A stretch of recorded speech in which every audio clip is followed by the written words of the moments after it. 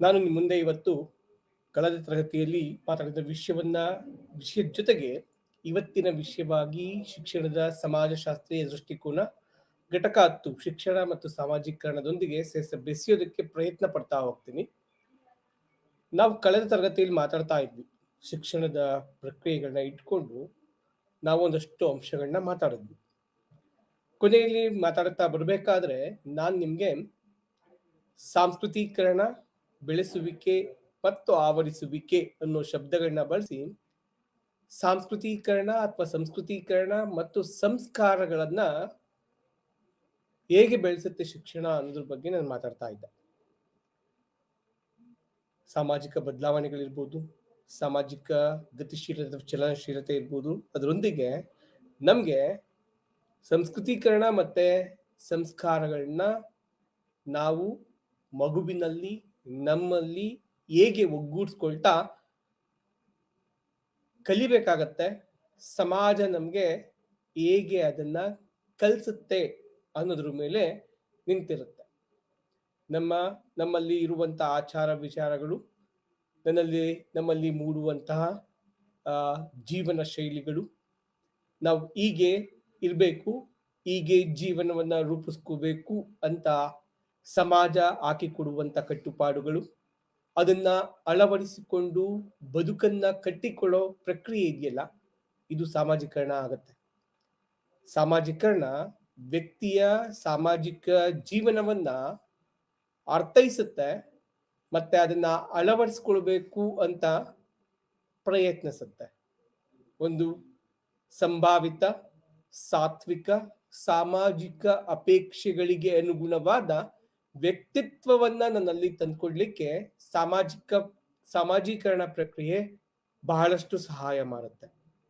ನಾವಿವತ್ತು ಶಿಕ್ಷಣ ಮತ್ತು ಸಾಮಾಜೀಕರಣ ಘಟಕ 10ರಲ್ಲಿರುವಂತಹ ಅಂಶಗಳನ್ನ ಆಧರಿಸಿಕೊಂಡು ಚರ್ಚೆ ಮಾಡೋಣ. ಹಾಗೆಯೇ ಮೊದಲಿಗೆ ಸಾಮಾಜೀಕರಣ ಅಂದ್ರೆ ಏನು ಅಂತ ತಿಳ್ಕೊಳ್ಳೋದ್ರ ಕಡೆ ಗಮನ ಕೊಡೋಣ.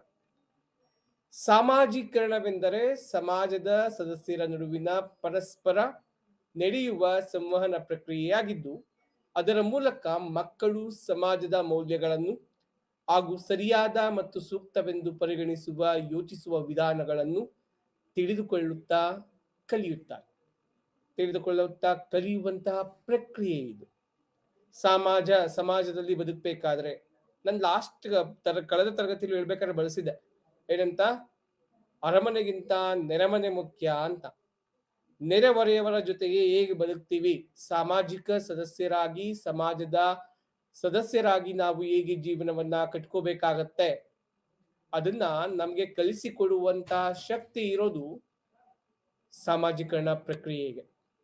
ಹಾಗಾಗಿ ಸಮಾಜದ ವಿಧಾನಗಳನ್ನ, ಸಾಮಾಜಿಕ ಆಲೋಚನಾ ಶಕ್ತಿಗಳನ್ನ ನಾವು ಮಕ್ಕಳಿಗೆ ವರ್ಗಾಯಿಸಬೇಕಿದೆ. ಸಮಾಜದಲ್ಲಿ ಹುಟ್ಟುವಂತ ಪ್ರತಿಯೊಂದು ಮಗುವೂ ಸಹ ಸಮಾಜದ ಸದಸ್ಯನಾಗಿ ಬದುಕಬೇಕು, ಸಮಾಜದ ರೀತಿ ರಿವಾಜುಗಳನ್ನ ಅರ್ಥಕೋಬೇಕು, ಸಮಾಜಕ್ಕೆ ಉಪಯೋಗಿಯಾಗಿರುವಂತ ಒಬ್ಬ ಸಾಮಾಜಿಕ ಪ್ರಜ್ಞೆಯನ್ನ ಉಳ್ಳಂತ ವ್ಯಕ್ತಿಯನ್ನ ರೂಪಿಸ್ಬೇಕು ಅಂದಾಗ ನಮ್ಗೆ ಸಾಮಾಜಿಕರಣ ಪ್ರಕ್ರಿಯೆ ಬಹಳ ಸಹಾಯ ಮಾಡುತ್ತೆ.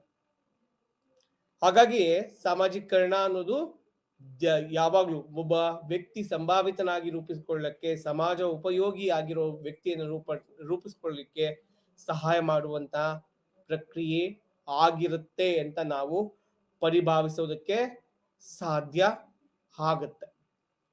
ಈಗ ನೋಡಿ, ನಾವು ಎಲ್ಲವೂ ಅಷ್ಟೇ ಸಮಾಜದ ಒಪ್ಪಿತವಾಗಿಯೇ ಬದುಕನ್ನ ಕಟ್ಕೋಬೇಕು ಅಂತ ಹೋಗ್ತೀವಿ. ಸಮಾಜ ನೀಡಿರುವಂತ ಕಟ್ಟುಪಾಡುಗಳಿಗೆ ಬದ್ಧವಾಗಿರ್ಬೇಕು ಅಂತ ಹೋಗ್ತೀವಿ. ಸಮಾಜದ ಅಪೇಕ್ಷೆಗಳನ್ನ ಅರ್ಥೈಸ್ಕೊತೀವಿ, ಸಮಾಜದ ರೂಢಿಗತ ಸಂಪ್ರದಾಯಗಳನ್ನ ಅಳವಡಿಸ್ಕೊತೀವಿ. ಇದೆಲ್ಲವನ್ನ ಕಲಿಸುವಂತ ಪ್ರಕ್ರಿಯೆ ನಮ್ಗೆ ಯಾವ್ದಾಗಿರುತ್ತೆ, ಸಾಮಾಜೀಕರಣ ಆಗಿರುತ್ತೆ. ಸಮಾಜದ ಮೌಲ್ಯಗಳು ಗೊತ್ತಾಗ್ಬೇಕು ನಮ್ಗೆ. ಸಮಾಜ ನನ್ನಿಂದ ಏನನ್ನ ಅಪೇಕ್ಷೆ ಪಡುತ್ತೆ, ಸಮಾಜದ ಅಪೇಕ್ಷೆಯೇ ನನ್ನ ಅಪೇಕ್ಷೆ ಆಗ್ಬೇಕು. ಸಮಾಜದ ಸಾಮಾಜಿಕ ಒಪ್ಪಿತವಾಗಿ ಬದುಕುವುದನ್ನ ಕಲ್ತ್ಕೋಬೇಕು. ಸಾಮಾಜಿಕ ಒಪ್ಪಿತ ಜೀವನವನ್ನ ಕಲಿಸುವಂತ ಪ್ರಕ್ರಿಯೆಯೇ ಸಾಮಾಜೀಕರಣ ಆಗತ್ತೆ ಅಂತ ನಾವು ಹೇಳ್ಬೋದು. ಸಾಮಾಜೀಕರಣವು ವ್ಯಕ್ತಿಯು ಸಮಾಜದ ಸದಸ್ಯರೊಂದಿಗೆ ಮತ್ತು ಇತರರೊಂದಿಗೆ ಸಂವಹನ ಹಾಗೂ ಸಮಾಜದ ನಿಗದಿತ ಮಾನದಂಡಗಳ ಪ್ರಕಾರ ವ್ಯಕ್ತಿಯ ವ್ಯಕ್ತಿತ್ವವನ್ನು ರೂಪಿಸುವ ಪ್ರಕ್ರಿಯೆಯಾಗಿದೆ. ಸಮಾಜದ ನಿಗದಿತ ಮಾನದಂಡಗಳು. ಸಾಮಾಜೀಕರಣವು ಸಮಾಜದ ಸದಸ್ಯರೊಂದಿಗೆ ಮತ್ತು ಇತರರೊಂದಿಗೆ ನಾನು ಬದುಕುವಂತಹ ಸಮಾಜ, ನನ್ನ ಸಮಾಜದೊಂದಿಗೆ ನನ್ನ ಸಂವಹನ ಹೇಗಿರ್ಬೇಕು, ನನ್ನ ಸಮಾಜ ನೀಡಿರುವಂತಹ ಕಟ್ಟುಪಾಡುಗಳೇನು, ನನ್ನ ಸಮಾಜ ನನಗೆ ನೀಡಿರುವಂತಹ ಕಾನೂನುಗಳು ಅಥವಾ ನಿಗದಿತ ಮಾನದಂಡಗಳೇನು, ಅದರ ಪ್ರಕಾರವೇ ನನ್ನ ವ್ಯಕ್ತಿತ್ವವನ್ನ ನಾನು ರೂಪಿಸ್ಕೋಬೇಕಾಗತ್ತೆ. ಅದನ್ನ ಮಗುವಿನಲ್ಲಿ ಹೇಗ್ ತರ್ತೀವಿ ನಮ್ಗೆ ಗೊತ್ತಿದೆ. ವೈಗಾಟ್ಸ್ಕಿ ಹೇಳ್ತಾರೆ ZPD, zone of proximal development ಅಂತ, ಸಾಮೀಪ್ಯ ಅಭಿವೃದ್ಧಿ ವಲಯ. ನನ್ನ ಸಮಾಜದೊಂದಿಗೆ ನನ್ನ ನೇರ ಸಂಪರ್ಕ ಏರ್ಪಟ್ಟಾಗ ಅಲ್ಲಿ ನನಗಿಂತಲೂ ಹೆಚ್ಚು ತಿಳಿದಿರುವಂತಹ ವ್ಯಕ್ತಿಗಳನ್ನು ಸಿಕ್ಕಾಗ ಅವ್ರ ಜೊತೆ ನಾನು ಒಡನಾಟವನ್ನ ಇಟ್ಕೊಂಡು ನಾನು ಸಮಾಜದ ಮಾನದಂಡಗಳನ್ನ ಅರ್ಥಕೋತೀನಿ. ಮಗುವು ಅಷ್ಟೇ. ಇವಾಗ ನನ್ನ ಮನೆಯಲ್ಲಿ ಮಗು ಇದೆ ಅಂದ್ರೆ ತಂದೆ ತಾಯಿಗಳಿರ್ಬೋದು, ಅಜ್ಜಿ ತಾತ ಇರ್ಬೋದು, ಸಂಬಂಧಿಕರಿರ್ಬೋದು, ತನ್ನ ನೆರೆಹೊರೆಯವರು ಇರ್ಬೋದು, ತಾನು ಬದುಕುವಂತಹ ಸಮುದಾಯ ಇರ್ಬೋದು, ತಾನು ಬದುಕುತ್ತಿರುವಂತಹ ಸಮಾಜ ಇರ್ಬೋದು, ಅಲ್ಲಿರುವಂತಹ ವಿಚಾರಗಳನ್ನ ಕ್ರಮೇಣ ಅದ್ರ ಜೊತೆ ಒಡನಾಟ ಬೆಳೆಸ್ಕೋತಾ ಅದು ತಾನು ಏನು, ತಾನು ಯಾರು ಅನ್ನೋದನ್ನ ಅರ್ಥಕೊಳ್ಳುತ್ತೆ. ಹಾಗೇನೆ ತನ್ನ ವಿಚಾರಗಳನ್ನ, ತನ್ನ ಜೀವನ ಕ್ರಮಗಳನ್ನ ಸಮಾಜ ನೀಡಿರುವಂತ ರೀತಿಯಲ್ಲಿಯೇ ರೂಪಿಸ್ಕೊಳ್ಳೋದಕ್ಕೆ ಪ್ರಯತ್ನವನ್ನ ಪಡುತ್ತೆ. ಇದು ಸಾಮಾಜೀಕರಣದಿಂದ ಆಗುವಂತಹ ಕೆಲಸ ಆಗಿರುತ್ತೆ. ಮತ್ತೆ ಸಾಮಾಜೀಕರಣವು ಜೀವನದ ಕೊನೆಯವರೆಗೂ ನಿರಂತರವಾಗಿ ನಡೆಯುವ ಜೀವಿತಾವಧಿಯ ಪ್ರಕ್ರಿಯೆಯಾಗಿದೆ. ಜೀವನ ಪರ್ಯಂತ ನಡೆಯುವಂತಹ ಪ್ರಕ್ರಿಯೆ. ಯಾಕೆ? ನಾನು ಯಾವುದೋ ಒಂದು ಹೊಸ ವಾತಾವರಣಕ್ಕೆ ಹೋದೆ, ನನ್ನ ಸಾಮಾಜೀಕರಣ ಪ್ರಕ್ರಿಯೆ ಮತ್ತೆ ನನ್ನಲ್ಲಿ ಶುರುವಾಗಿರುತ್ತೆ. ಬೇರೆ ಯಾವುದೋ ಊರಿಗೆ ಹೋಗ್ತೀವಿ, ಅಲ್ಲಿನ ಸಮಾಜವನ್ನ ಅರ್ಥಕೋತೀವಿ, ಅಲ್ಲಿಗೆ ತಕ್ಕಂತೆ ವರ್ತನೆಗಳನ್ನ ಬೆಳೆಸ್ಕೊತೀವಿ, ಅಲ್ಲಿಗೆ ತಕ್ಕಂತೆ ಇರುವಂತಕ್ಕೆ ಪ್ರಯತ್ನವನ್ನ ಪಡ್ತಾ ಹೋಗ್ತೀವಿ.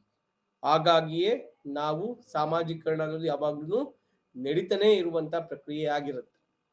ಒಬ್ಬ ವ್ಯಕ್ತಿಯು ಭಾಷೆ, ಸಂಸ್ಕೃತಿ, ಮೌಲ್ಯಗಳು, ರೂಢಿಗಳು, ವರ್ತನೆಗಳು ಮತ್ತು ನಡವಳಿಕೆಗಳನ್ನ ಕಲಿಯುತ್ತಾನೆ ಹಾಗೂ ಅದು ಅವರ ವ್ಯಕ್ತಿತ್ವವನ್ನು ರೂಪಿಸುತ್ತದೆ ಮತ್ತು ಸಾಮಾಜಿಕ ಜೀವಿಯಾಗುತ್ತಾನೆ.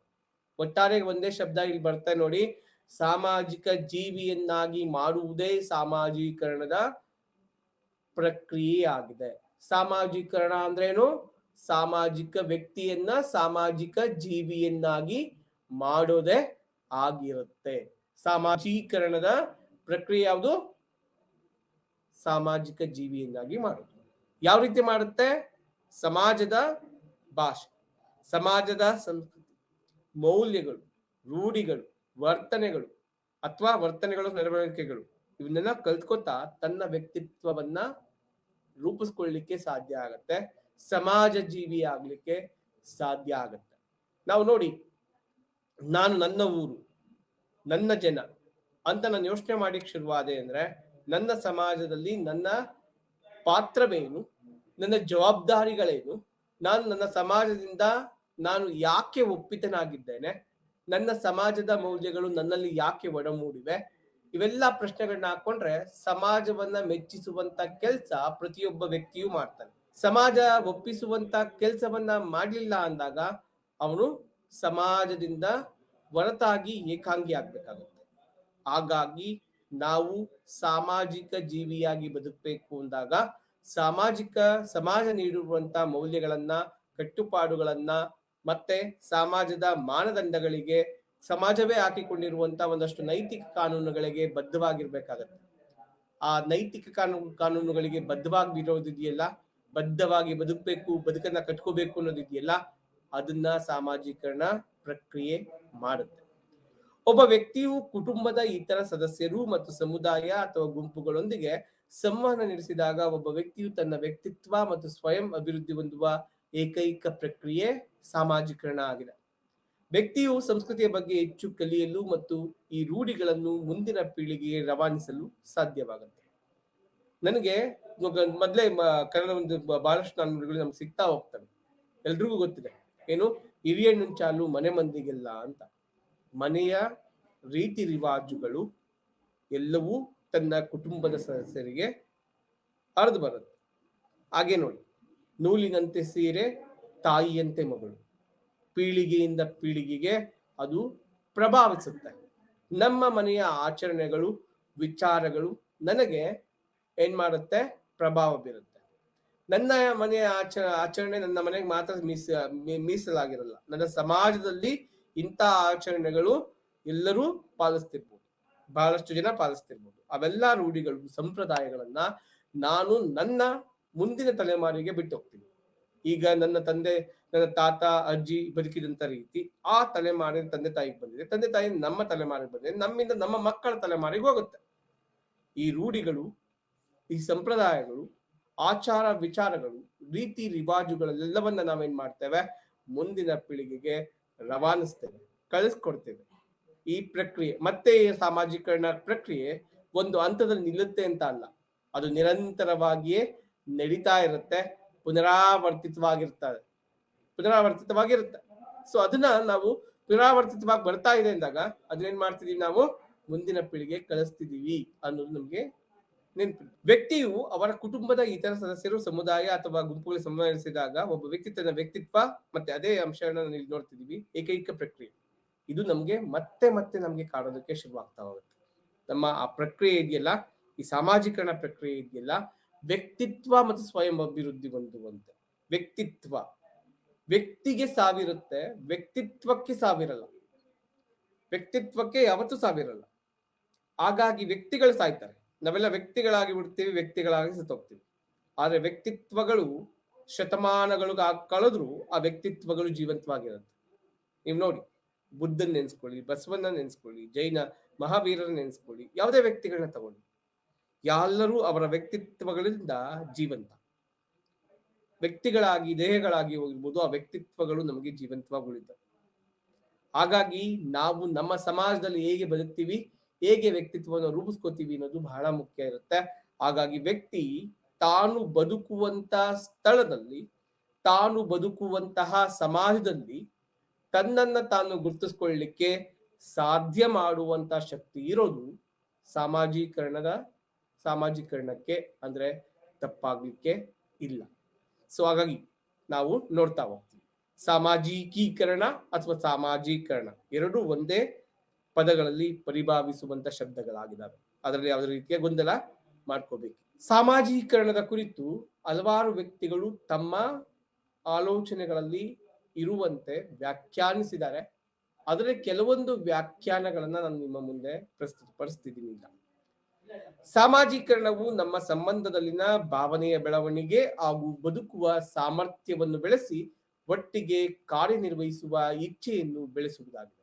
ಎಂತ ಅದ್ಭುತವಾಗಿ ಹೇಳಕ್ ಶುರುವಾಗ್ತೀವಿ ನೋಡಿ. ಸಾಮಾಜಿಕೀಕರಣವು ನಮ್ಮ ಸಂಬಂಧದಲ್ಲಿನ ಭಾವನೆಯ ಬೆಳವಣಿಗೆ ಹಾಗೂ ಬದುಕುವ ಸಾಮರ್ಥ್ಯವನ್ನು ಬೆಳೆಸಿ ಒಟ್ಟಿಗೆ ಕಾರ್ಯನಿರ್ವಹಿಸುವ ಇಚ್ಛೆಯನ್ನು ಬೆಳೆಸುವುದಾಗಿದೆ. ಭಾವಿಸಿದವರೇ ಬಂಧುಗಳು. ಯಾರಲ್ಲಿ ಭಾವನೆಗಳಿರುತ್ತೋ ಭಾವನೆಗಳೇ ಸಂಬಂಧಗಳಿಗೆ ಮೂಲ. ಸಮಾಜವೂ ಅಷ್ಟೇ. ಸಮಾಜವು ಭಾವನೆಗಳಿಂದ ಎಣೆದಿರುವಂತಹ ಬಲೆ ಇದ್ದಾಗ ಆ ಬಲೆಯನ್ನ ಬಿಡಿಸ್ಕೊಂಡು ನಾವು ಬದುಕೋದಕ್ಕೆ ಸಾಧ್ಯವೇ ಇಲ್ಲ. ಹಾಗಾಗಿ ಭಾಷೆಗಿಂತ ಭಾವನೆ ದೊಡ್ಡದು ಅಂತ ಹೇಳ್ತೀವಿ ನಾವು.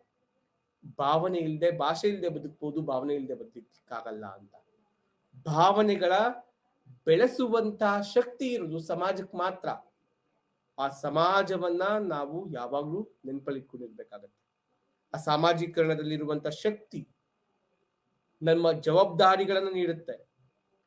ಇದು ನಾನು ಎಲ್ಲರಲ್ಲೂ ಅದ್ರ ಜೊತೆಗೆ ಬೆರಿಬೇಕು, ಎಲ್ಲರಲ್ಲೂ ನಾನು ಒಂದಾಗ್ಬೇಕು, ಎಲ್ಲರಲ್ಲೂ ನಾನು ಸಹಬಾಳ್ವೆಯನ್ನ ಸಾಧಿಸಿ ಎಲ್ಲರೊಂದಿಗೂ ನನ್ನ ಜೀವನವನ್ನ ಕಟ್ಟಿಕೊಳ್ಳುವಂತ ಪ್ರಯತ್ನವನ್ನ ಮಾಡಬೇಕು ಅನ್ನುವಂತ ಸಾಮರ್ಥ್ಯ ಬೆಳೆಸೋದು ಸಾಮಾಜೀಕರಣ.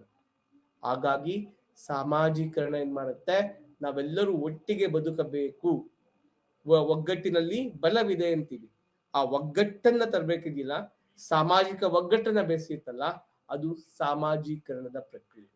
ಸಾಮಾಜೀಕರಣ ನಾವೆಲ್ಲರೂ ಒಟ್ಟಿಗೆ ಬದುಕಬೇಕು, ನಮ್ಮೆಲ್ಲರಿಗೋಸ್ಕರ, ನಮ್ಮ ಶ್ರೇಯಸ್ಸಿಗೋಸ್ಕರ.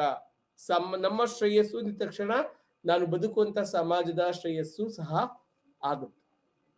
ಹಾಗಾಗಿ ಇಂಥ ಇಚ್ಛೆಯನ್ನ ಸಮಾಜದ ಪ್ರತಿಯೊಬ್ಬ ವ್ಯಕ್ತಿಯಲ್ಲಿಯೂ ಪ್ರತಿಯೊಬ್ಬ ಮಗುವಿನಲ್ಲೂ ಬಿತ್ತುವಂತಹ ಕೆಲಸವನ್ನ ಸಾಮಾಜೀಕರಣ ಮಾಡುತ್ತೆ. ಅಬಿಗಸ್ಟ್ ಮತ್ತು ನ್ಯೂಗಾರ್ಟನ್ ಹೇಳೋ ಪ್ರಕಾರ ಸಾಮಾಜಿಕೀಕರಣವು ಮಕ್ಕಳು ತಮ್ಮ ಸಮಾಜದ ರೀತಿ ನೀತಿಗಳನ್ನು ಅರಿತುಕೊಂಡು ಅದನ್ನು ತಮ್ಮ ಸ್ವಂತ ವ್ಯಕ್ತಿತ್ವದ ಭಾಗವಾಗಿಸುವ ಪ್ರಕ್ರಿಯೆಯಾಗಿದೆ. ನಾನೇನು, ನನ್ನ ಸಮಾಜದ ರೀತಿ ರಿವಾಜುಗಳೇನಿದಾವೆ, ನಾನು ಬದುಕುವಂತ ಸಮಾಜವನ್ನ ಹೇಗೆ ಅರ್ಥ ಮಾಡ್ಕೊಂಡಿದ್ದೀನಿ, ರೀತಿ ನೀತಿಗಳನ್ನ ಹೇಗೆ ಪರಿಪಾಲಿಸ್ತಾ ಇದ್ದೀನಿ ಅನ್ನೋದನ್ನ ಇದು ಅಳವಡಿಸ್ಕೊಳುತ್ತೆ. ಹಾಗಾಗಿ ಸಾಮಾಜಿಕೀಕರಣವು ಮಕ್ಕಳು ತಮ್ಮ ಸಮಾಜದ ರೀತಿಗಳನ್ನ ಅರಿತುಕೊಂಡು ಅದನ್ನು ತಮ್ಮ ಸ್ವಂತ ವ್ಯಕ್ತಿತ್ವದ ಭಾಗವಾಗಿಸುವ ಪ್ರಕ್ರಿಯೆಯಾಗಿದೆ. ನಾನು ಒಂದು ಸರಳವಾಗಿರುವಂತ ನಿದರ್ಶನವನ್ನ ಉದಾಹರಣೆಯನ್ನು ತಗೊಳ್ಳಿಕ್ಕೆ ಪ್ರಯತ್ನ ಪಡ್ತೀನಿ ನೋಡಿ. ಇವಾಗ ನನ್ನ ಊರಿನಲ್ಲಿ ಊರ ಜಾತ್ರೆ ನಡೀತಿದೆ ಅಂತ ಅನ್ಕೊಳ್ಳೋಣ, ಅಥವಾ ನಾವೆಲ್ಲರೂ ನಗರ ಜೀವನದಲ್ಲಿ ಇದ್ದೀವಿ ಅಂದ್ರೆ ಯಾವುದೋ ದೇವರನ್ನ ಕೂರಿಸ್ತಾ ಇದ್ದೀವಿ, ಗಣೇಶ ಉತ್ಸವವನ್ನ ಮಾಡ್ತಾ ಇದ್ದೀವಿ. ಗಣೇಶ ಉತ್ಸವವನ್ನ ನಾವು ಮನೆಯಲ್ಲಿ ಮಾಡುವಂತ ರೀತಿ ಸಮಾಜದ ಸದಸ್ಯರೊಂದಿಗೆ ಅದನ್ನ ಪರಿಪಾಲಿಸ್ತದೆ. ನಾವೇನ್ ಮಾಡ್ತೀವಿ, ಅದನ್ನ ಸ್ವಂತ ವ್ಯಕ್ತಿತ್ವದ ಭಾಗವಾಗಿಸ್ಕೊತೀವಿ. ಈಗ ಮಾಡ್ಬೇಕು, ಈ ಸಂಪ್ರದಾಯ ಹೀಗಿದೆ, ಈ ರೀತಿ ರಿವಾಜು ಹೀಗಿದೆ, ನಮ್ಮ ಜವಾಬ್ದಾರಿ ಹೀಗಿದೆ, ನನ್ನ ಪಾತ್ರ ಹೀಗಿದೆ. ಸಾಮಾಜಿಕವಾಗಿ ಇರುವಂತ ಪಾತ್ರ ನಿರ್ವಹಣೆಯನ್ನ ನನ್ನಲ್ಲಿ ಬೆಳೆಸುತ್ತೆ. ಅದನ್ನ ಅರ್ಥಕೊಳ್ಳೋದಕ್ಕೆ ನನಗೆ ಸಾಧ್ಯ ಮಾಡೋದೇ ಸಾಮಾಜೀಕರಣ ಪ್ರಕ್ರಿಯೆ ಆಗಿರುತ್ತೆ. ಅದೇ ರೀತಿ ಬೋರ್ಗಡಾಸ್ ಅಭಿಪ್ರಾಯ ಪಡೋ ರೀತಿ, ಮಾನವ ಕುಲದ ಕಲ್ಯಾಣ ಕ್ಷೇಮಕ್ಕಾಗಿ ಜನರು ಪರಸ್ಪರ ವಿಶ್ವಸನೀಯವಾಗಿ ಒಟ್ಟಿಗೆ ಕೆಲಸ ಮಾಡುವುದನ್ನು ಕಲಿಯುವ ಹಾಗೆ ಮಾಡುವಲ್ಲಿ ಸಾಮಾಜಿಕ ಸ್ವನಿಯಂತ್ರಣ, ಸಾಮಾಜಿಕ ಜವಾಬ್ದಾರಿ ಮತ್ತು ಸಮತೋಲಿತ ವ್ಯಕ್ತಿತ್ವಗಳನ್ನು ಕಲಿಯುವ ಅನುಭವಕ್ಕೆ ತಂದುಕೊಳ್ಳುವ ಪ್ರಕ್ರಿಯೆಯೇ ಸಾಮಾಜೀಕರಣವಾಗಿದೆ ಅಂತ ಅವ್ರು ಹೇಳ್ತಾರೆ. ಮಾನವ ಕುಲದ ಕ್ಷೇಮಕ್ಕಾಗಿ ಜನರು ಪರಸ್ಪರ ವಿಶ್ವಸನೀಯವಾಗಿ ಒಟ್ಟಿಗೆ ಕೆಲಸ ಮಾಡುವುದನ್ನು ಕಲಿಯುವ ಹಾಗೆ ಮಾಡುವಲ್ಲಿ ಸಾಮಾಜಿಕ ಸ್ವನಿಯಂತ್ರಣ. ನನ್ನನ್ನು ನಾನು ನಿಯಂತ್ರಿಸ್ಕೋಬೇಕು. ಸಮಾಜದಲ್ಲಿ ಬದುಕಬೇಕು ಅಂದಾಗ ನನ್ನನ್ನು ಹೇಗೆ ನಿಯಂತ್ರಣ ಮಾಡ್ಕೋತೀನಿ, ನಾನು ಹೇಗೆ ಸಮಾಜದ ಒಳಿತಿಗಾಗಿ ಶ್ರಮಿಸ್ತೀನಿ. ಸಾಮಾಜಿಕ ಜವಾಬ್ದಾರಿ, ಯಾವುದೋ ಒಂದು ಕಷ್ಟವಿದೆ ಅಂತ ಅನ್ಕೊಳ್ಳೋಣ, ಸಾಮಾಜಿಕ ಕಾರ್ಯ, ಸಾಮಾಜಿಕ ಜವಾಬ್ದಾರಿಗಳಿರ್ತವೆ. ಸಮತೋಲಿತ ವ್ಯಕ್ತಿತ್ವಗಳನ್ನ ಬೆಳೆಸ್ಕೋಬೇಕಾಗತ್ತೆ. ಹೇಗೆ ಬೆಳೆಸುತ್ತೆ? ಯಾವುದೋ ನಮ್ಮ ಸಮಾಜದ ಸದಸ್ಯರ ಯಾರ್ದು ಸಾವಾಗಿದೆ ಅಂತ ಅನ್ಕೊಳ್ಳೋಣ, ಅಲ್ಲಿ ಸಮಾಜವೇ ಮುಂದಾಗಿ ನಿಲ್ಲುತ್ತೆ. ಈಗ ಮಾಡ್ಬೇಕು, ಈಗ ನಮ್ಮ ಜವಾಬ್ದಾರಿ. ಯಾವುದೋ ಊರಿನಲ್ಲಿ ಪ್ರತಿ ಮನೆಯಿಂದ ಒಂದೊಂದು ಸೌದೆ ಕಡ್ಡಿ ಕೊಡ್ತಾರೆ ಹೆಣವನ್ನ ಸುಡ್ಲಿಕ್ಕೆ. ಸಾಮಾಜಿಕ ಜವಾಬ್ದಾರಿ. ಅದು ಯಾರು ಹೇಳಿರೋದು ಹೀಗೆ ಮಾಡ್ಬೇಕು, ನೀವೇ ಕೊಡ್ಬೇಕು ಅಂತ ಹೇಳಿರಲ್ಲ, ಸಮಾಜವೇ ಹಾಕಿಕೊಂಡಿದೆ ಜವಾಬ್ದಾರಿ. ಯಾರೋ ಬಂದು ಹೆಗ್ಲನ್ನ ಕೊಡ್ತಾರೆ. ಇತ್ತೀಚೆಗೆ ನಾವು ಧರ್ಮ ಸಂಘರ್ಷಗಳನ್ನ ನೋಡ್ತಿದೀವಿ, ಕೋಮುವಾದಿತನವನ್ನ ನೋಡ್ತಾ ಇದ್ದೀವಿ. ಈ ಯೋಚನೆ ಮಾಡಿ, ಯಾವುದೋ ಒಂದು ಮುಸ್ಲಿಂ ವರ್ಗದ ಯುವಕರು ಯಾರೂ ಇಲ್ಲದ ಒಬ್ಬ ಅನಾಥ ಹಿಂದೂ ಮಹಿಳೆಯ ಶವಕ್ಕೆ ಹೆಗ್ಲನ್ನ ಕೊಟ್ಟರು. ಸಮಾಜದಲ್ಲಿ ಬದುಕುವಂತ ವಿವಿಧ ವರ್ಗ, ವಿವಿಧ ಜನಾಂಗ, ವಿವಿಧ ಧರ್ಮೀಯರು ಅವ್ರದ್ದೇ ಆದಂತ ರೀತಿಯಲ್ಲೇ ಬದುಕ್ತಾರೆ. ಆದ್ರೆ ಸಾಮಾಜಿಕ ಬದ್ಧತೆ ಜವಾಬ್ದಾರಿಗಳನ್ನ ಬೆಳೆಸ್ಕೊತಾರೆ. ಇದು ಬಹಳ ಮುಖ್ಯ. ಸಮಾಜದಲ್ಲಿರುವಂತ ಹಲವಾರು ವಿಷಯಗಳ ಬಗ್ಗೆ ನಾನು ನಿಯಂತ್ರಣವನ್ನು ಬೆಳೆಸ್ಕೋಬೇಕು. ಎಲ್ಲದಕ್ಕೂ ನಾನು ದ್ವೇಷಿಸುವ, ವಿರೋಧಿಸುವ ಅಥವಾ ಅದನ್ನ ಸರಿಯಾಗಿ ಅರ್ಥೈಸ್ಕೊಳ್ಳೋದಕ್ಕೆ ನನಗೆ ಸಾಧ್ಯ ಆಗದೆ ಇರೋ ತರ ಇರಬಾರ್ದು.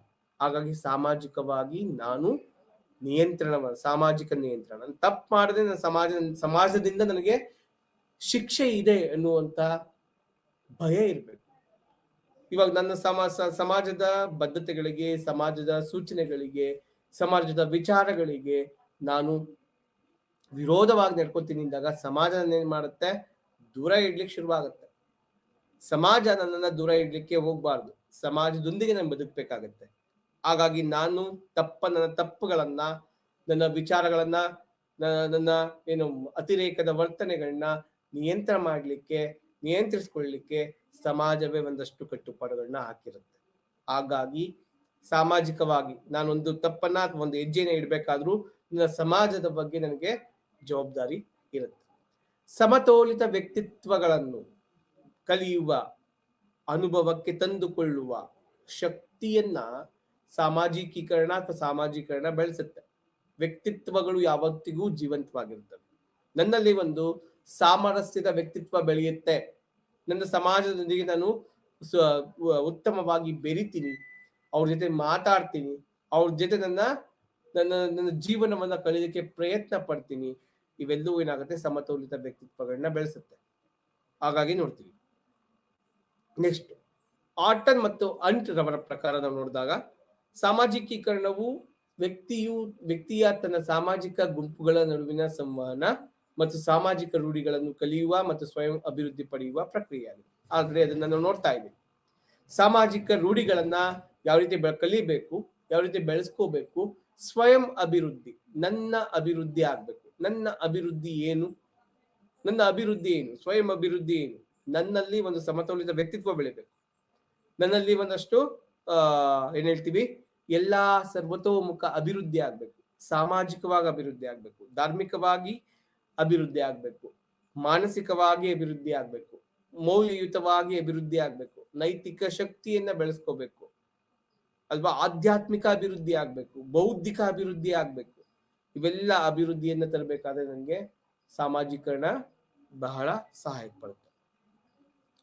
ವ್ಯಕ್ತಿಯು ಸಮಾಜದ ಸರಿಯಾದ ಸದಸ್ಯನಾಗುವ ಮತ್ತು ಮಾನವ ಗುಣಲಕ್ಷಣಗಳನ್ನು ಅಭಿವೃದ್ಧಿಪಡಿಸುವ ಜೀವಿತಾವಧಿಯ ಪ್ರಕ್ರಿಯೆ ಸಾಮಾಜೀಕರಣ.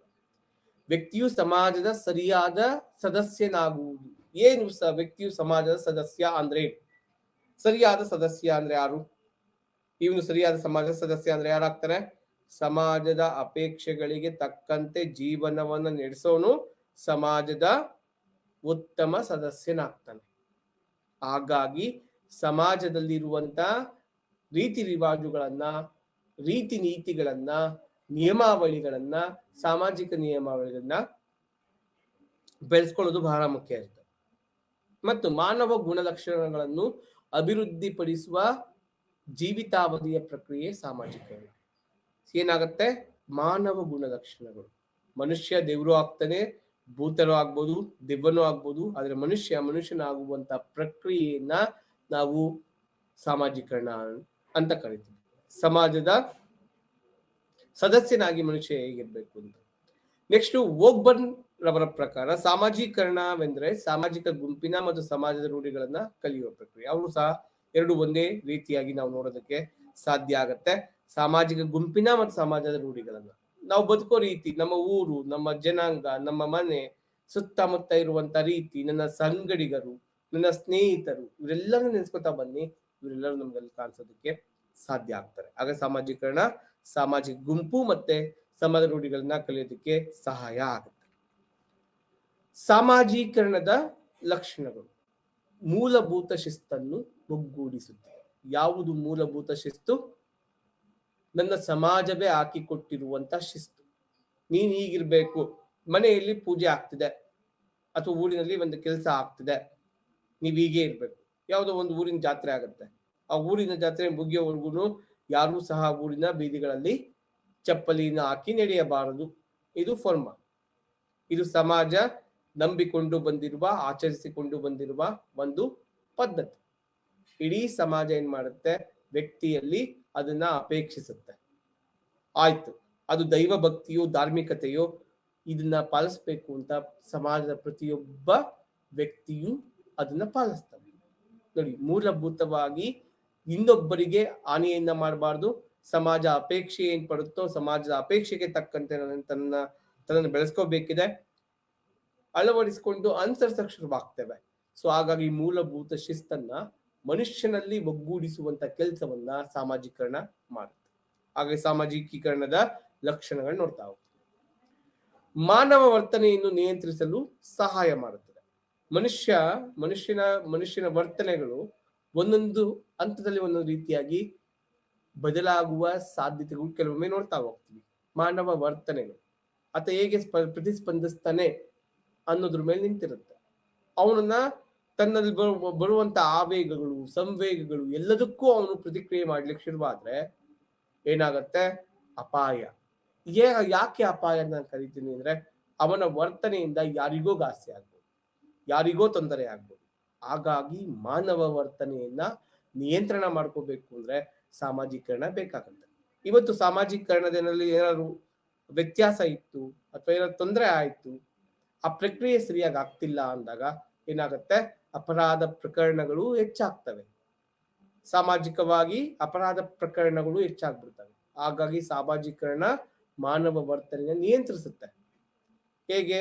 ಇವಾಗ ಯಾವುದೋ ಒಂದು ಗುಂಪು ಕ್ರಿಯೇಟ್ ಆಗತ್ತೆ, ಯಾವುದೋ ಒಂದು ವಸ್ತುಗಳನ್ನ ಅಥವಾ ವಾಹನಗಳ ಮೇಲೆ ದಾಳಿ ಮಾಡೋದು, ಯಾರದೋ ವ್ಯಕ್ತಿಯ ಸುಲಿಗೆ ಮಾಡೋದು, ಇವೆಲ್ಲ ಆಗ್ಲಿಕ್ಕೆ ಶುರುವಾಗ್ಬಿಡ್ತದೆ. ಹಾಗಾಗಿ ಮಾನವ ವರ್ತನೆ ನಿಯಂತ್ರಣದಲ್ಲಿ ಇಟ್ಕೋಬೇಕಾ, ಆ ಕೆಲಸವನ್ನ ಸಾಮಾಜೀಕರಣ ಮಾಡ್ತಿರುತ್ತೆ. ನೀನೇ ತಪ್ಪು ಮಾಡಿದ್ರೆ ನಿನ್ಗೆ ಸಾಮಾಜಿಕವಾಗೂ ಶಿಕ್ಷೆ ಇದೆ, ಕಾನೂನಾತ್ಮಕವಾಗೂ ಶಿಕ್ಷೆ ಇದೆ ಅನ್ನುವಂತ ಸಂದೇಶವನ್ನ ಸಾಮಾಜೀಕರಣದ ಪ್ರಕ್ರಿಯೆಯಲ್ಲಿ ವ್ಯಕ್ತಿ ಪಡ್ಕೋತಾನೆ. ಸಾಮಾಜೀಕರಣದ ನಿಯೋಗಿಗಳಲ್ಲಿರುವ ಮಾನವತೆ ಸಾಮಾಜೀಕರಣವು ಹೆಚ್ಚು ತ್ವರಿತಗತಿಯಲ್ಲಿರುವಂತೆ ಮಾಡುತ್ತದೆ. ಸಾಮಾಜೀಕರಣದ ನಿಯೋಗಿಗಳಲ್ಲಿರುವ, ನಾವು ಮುಂದೆ ನೋಡ್ತೀವಿ ನಿಯೋಗಿಗಳು ಯಾರೆಲ್ಲ ಇದ್ದಾರೆ ಅಂತ. ಸಾಮಾಜೀಕರಣದ ನಿಯೋಗಿಗಳನ್ನ ನೋಡ್ತಾ ಹೋಗ್ತೀವಿ. ನಿಮ್ಗೆ ಅಲ್ಲಿ ನಾನು ಅದರ ಬಗ್ಗೆ ಹೆಚ್ಚು ಒತ್ತನ್ನ ಕೊಟ್ಟು ಹೇಳಲಿಕ್ಕೆ ಪ್ರಯತ್ನವನ್ನ ಪಡ್ತೇನೆ. ಸಾಮಾಜೀಕರಣವು ಔಪಚಾರಿಕವಾಗಿ ಮತ್ತು ಅನೌಪಚಾರಿಕವಾಗಿ ನಡೆಯುತ್ತೆ. ಸಾಮಾಜೀಕರಣ ಪ್ರಕ್ರಿಯೆ ಹೀಗಿರ್ಬೇಕು, ಒಂದಷ್ಟು ಚೌಕಟ್ಟಿನಲ್ಲಿ ನಡೆಯುತ್ತೆ, ಒಂದಷ್ಟು ಅನೌಪಚಾರಿಕವಾಗಿ ಚೌಕಟ್ಟನ್ನ ಮೀರಿದಂತ ನಮ್ಮ ಜೊತೆಯಲ್ಲೇ ನಡೀತಿದ್ಯೇನೋ ಅನ್ನೋ ರೀತಿಯಾಗಿ ನಡೆಯೋದಕ್ಕೂ ಶುರುವಾಗುತ್ತೆ. ಹಾಗಾಗಿ ಎರಡೂ ರೀತಿಯಲ್ಲಿ ಸದಾ ನಮ್ಮ ಜೊತೆಯಲ್ಲೇ ಇರುತ್ತೆ. ಸಾಮಾಜೀಕರಣದ ಪ್ರಕ್ರಿಯೆ ಸದಾ ನಮ್ಮ ಜೊತೆ ಒಡನಾಟದಲ್ಲೇ ಇರುತ್ತೆ.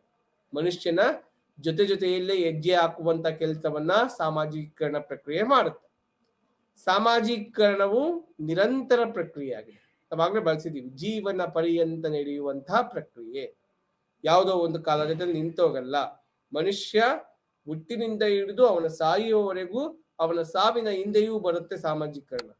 ಹೇಗ್ ಬರುತ್ತೆ ಸಾವಿನ ಹಿಂದೆ ಅಂದ್ರೆ, ಆತ ಸತ್ತಾದ್ಮೇಲೆ ಅವನಿಗೆ ಅವನ ಹಿಂದೆ ಶ್ರಾದ್ದ ಸಂಪ್ರದಾಯಗಳು ಮಾಡುವಂತ ವ್ಯಕ್ತಿಗೂ ಒಂದಷ್ಟು ಸಂದೇಶವನ್ನ ಕೊಟ್ಟೋಗುತ್ತೆ. ಹಾಗಾಗಿ ಸಾಮಾಜೀಕರಣ ಪ್ರಕ್ರಿಯೆ ಅನ್ನೋದು ನಿರಂತರವಾಗಿ ನಡೆಯುವಂತಹ ಪ್ರಕ್ರಿಯೆ ಆಗಿರುತ್ತೆ, ಮರಿಬಾರ್ದು ಮಿತ್ರ. ಸಾಮಾಜೀಕರಣದ ಪ್ರಕ್ರಿಯೆಯಾಗಿ ಶಿಕ್ಷಣ. ಸಾಮಾಜಿಕೀಕರಣ ಪ್ರಕ್ರಿಯೆಯನ್ನು ಪೂರ್ಣಗೊಳಿಸಲು ಅದು ಪೂರ್ಣಗೊಳಿಸುತ್ತದೆ. ಹೇಗೆ? ಸಾಮಾಜೀಕರಣ ಒಬ್ಬ ವ್ಯಕ್ತಿಯನ್ನ ಪರಿಪೂರ್ಣನನ್ನಾಗಿಸುತ್ತೆ. ಪರಿಪೂರ್ಣ ನನಗೆ ಏನ್ ಮಾಡುತ್ತೆ? ಇವಾಗ ನೋಡಿ, ನಾನು ಮತ್ತೆ ವೈಗಾಟ್ಸ್ಕಿಯವರ ಥಿಯರಿ ಮೇಲೆ ಇಟ್ಕೊಂಡು, ಸಿದ್ಧಾಂತದ ಮೇಲೆ ಇಟ್ಕೊಂಡು ಒಂದು ಮಾತನ್ನ ಹೇಳಿ ಮುಂದೆ ಹೋಗ್ಲಿಕ್ಕೆ ಪ್ರಯತ್ನ ಪಡ್ತೇನೆ.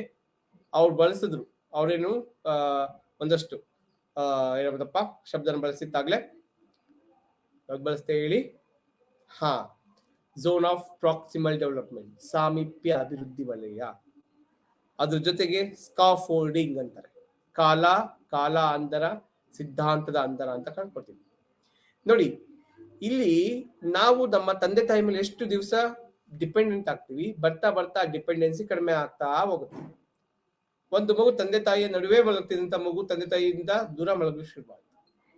ಒಂದಂತವರೆಗೂ ತಂದೆ ತಾಯಿ ಮೇಲೆ ಡಿಪೆಂಡ್ ಆಗಿದ್ದಂತ ಮಗು ತಂದೆ ತಾಯಿ ಮೇಲೆ ಅವಲಂಬಿತ ಆಗೋದನ್ನ ಕಡಿಮೆ ಮಾಡ್ತಾ ಬಂತು.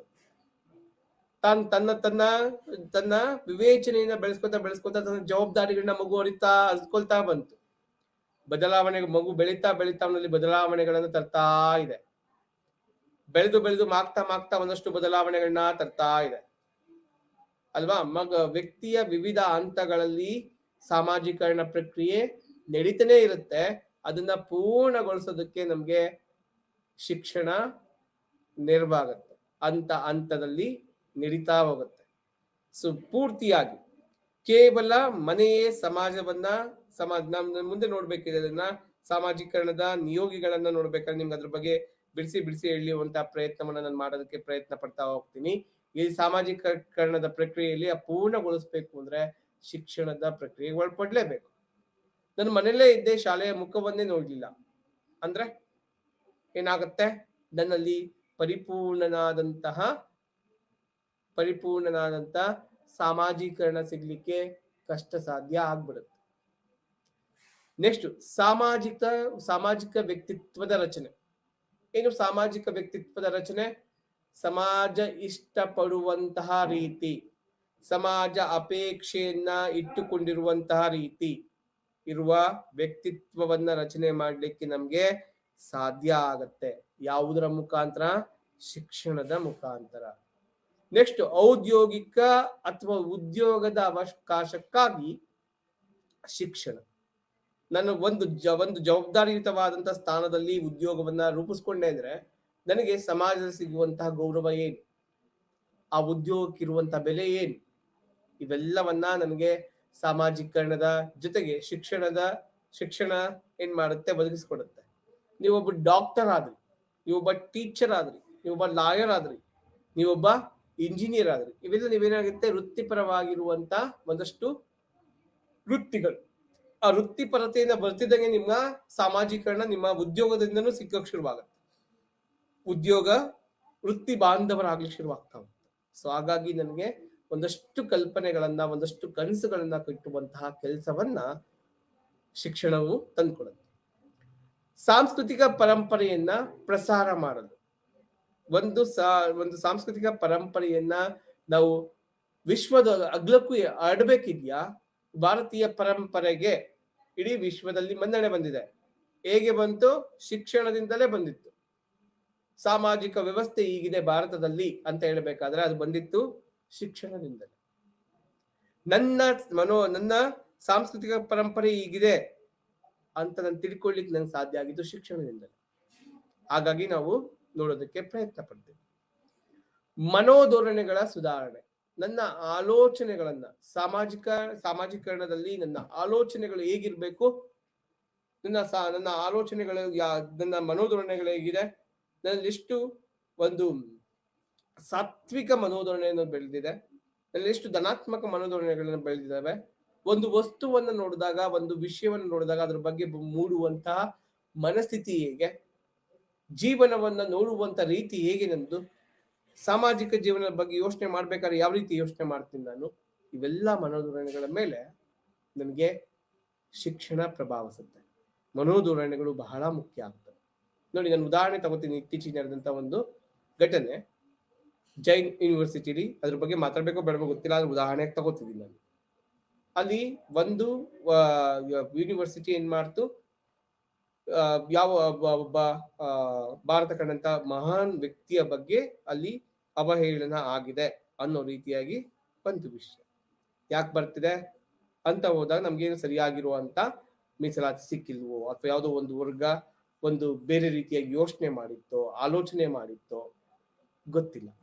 ಆ ಮನೋಧೋರಣೆ ನೋಡ್ತಾ ಹೋಗ್ತೀವಿ. ಅಥವಾ ಮತ್ತೆಲ್ಲೋ ದಾಳಿ ಮಾಡೋದು, ಯಾವುದೋ ಒಂದು ಸ್ಟ್ಯಾಚ್ಯೂ ಹೊಡೆದಾಕೋದು, ಮತ್ತೇನೋ ಮಾಡಕ್ ಶುರುವಾಗ್ತದೆ. ಇಂಥ ಮನೋಧೋರಣೆಗಳು ಅಳಿಸ್ಬೇಕು. ಯಾವುದೇ ಒಂದು ವಿಚಾರಧಾರೆ ಇರಲಿ, ಅದನ್ನ ಅವತ್ತಿನ ಕಾಲಘಟ್ಟಕ್ಕೆ ತಕ್ಕಂತೆ ಇವತ್ತಿನ ಸಾಮಾಜಿಕ ಜೀವನದಲ್ಲಿ ಸಾಮಾಜಿಕ ಸ್ತರ ವ್ಯವಸ್ಥೆಗಳನ್ನ ಸರಿಯಾಗಿ ನಾವು ಅರ್ಥ ಮಾಡ್ಕೊಳ್ದೆ ನಾವು ಮಾತಾಡ್ಲಿಕ್ಕೆ ಹೋಗ್ಬಾರ್ದು.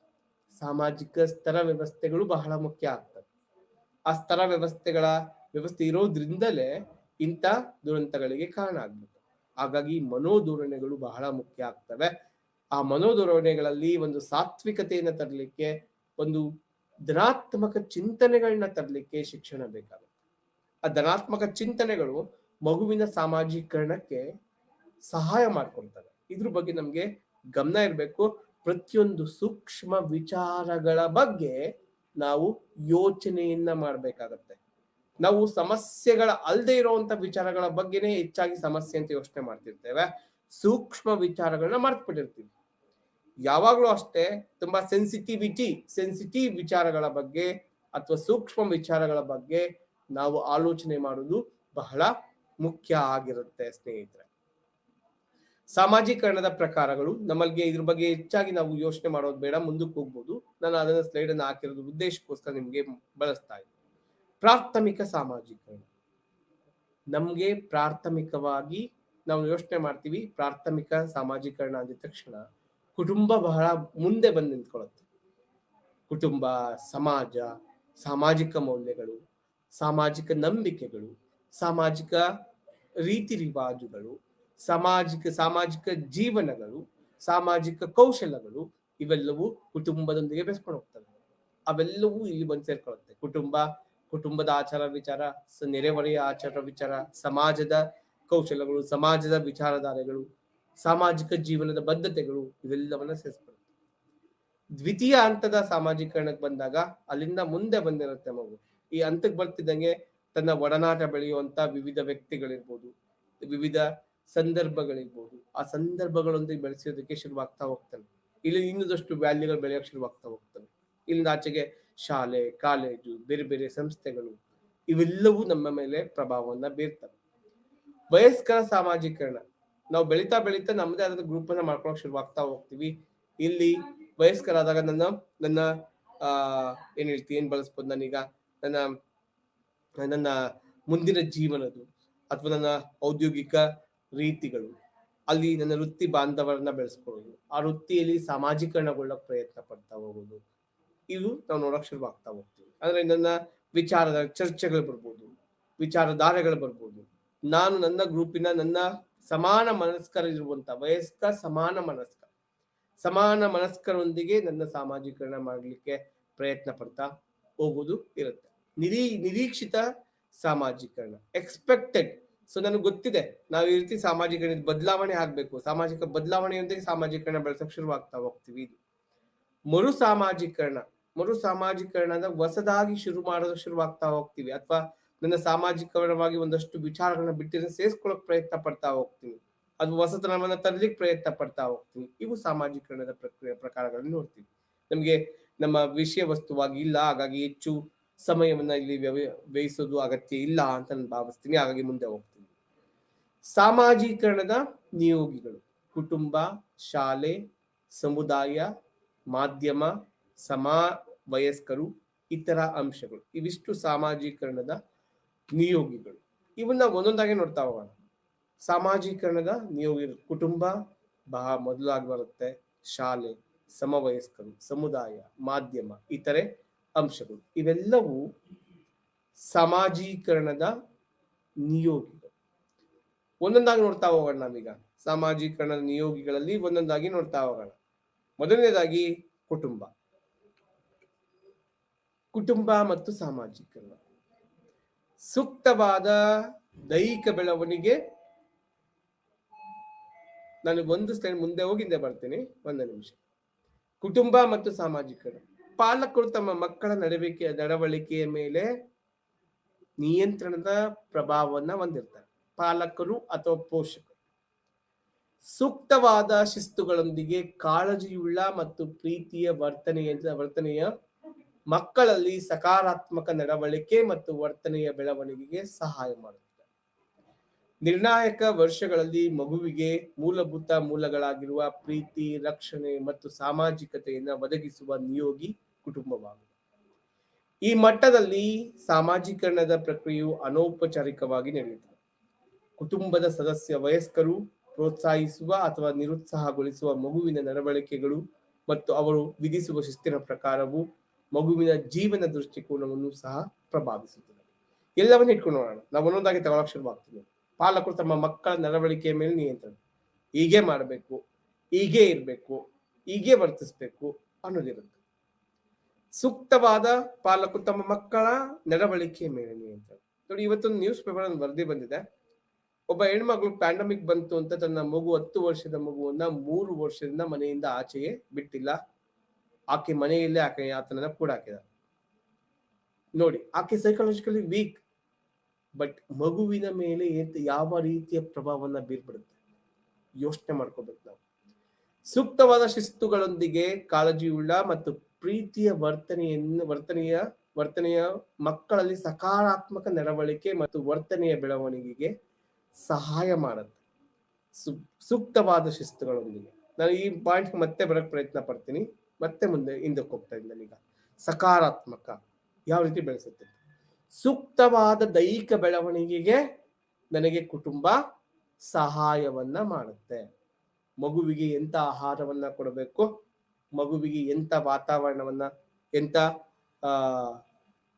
ಆಹಾರವನ್ನ ದೊರಕಿಸ್ಕೊಟ್ರೆ ಅವನಲ್ಲಿ ದೈಹಿಕ ಬೆಳವಣಿಗೆ ಆಗತ್ತೆ. ಆ ಕಡೆ ಕಾಳಜಿಯನ್ನು ವಹಿಸುತ್ತೆ. ಸರಿಯಾದ ನೈತಿಕ ವಾತಾವರಣ, ನೈತಿಕ ಮೌಲ್ಯಗಳನ್ನ ಬೆಳೆಸೋದಕ್ಕೆ ನಾವು ಪ್ರಯತ್ನ ಪಡ್ಬೇಕು.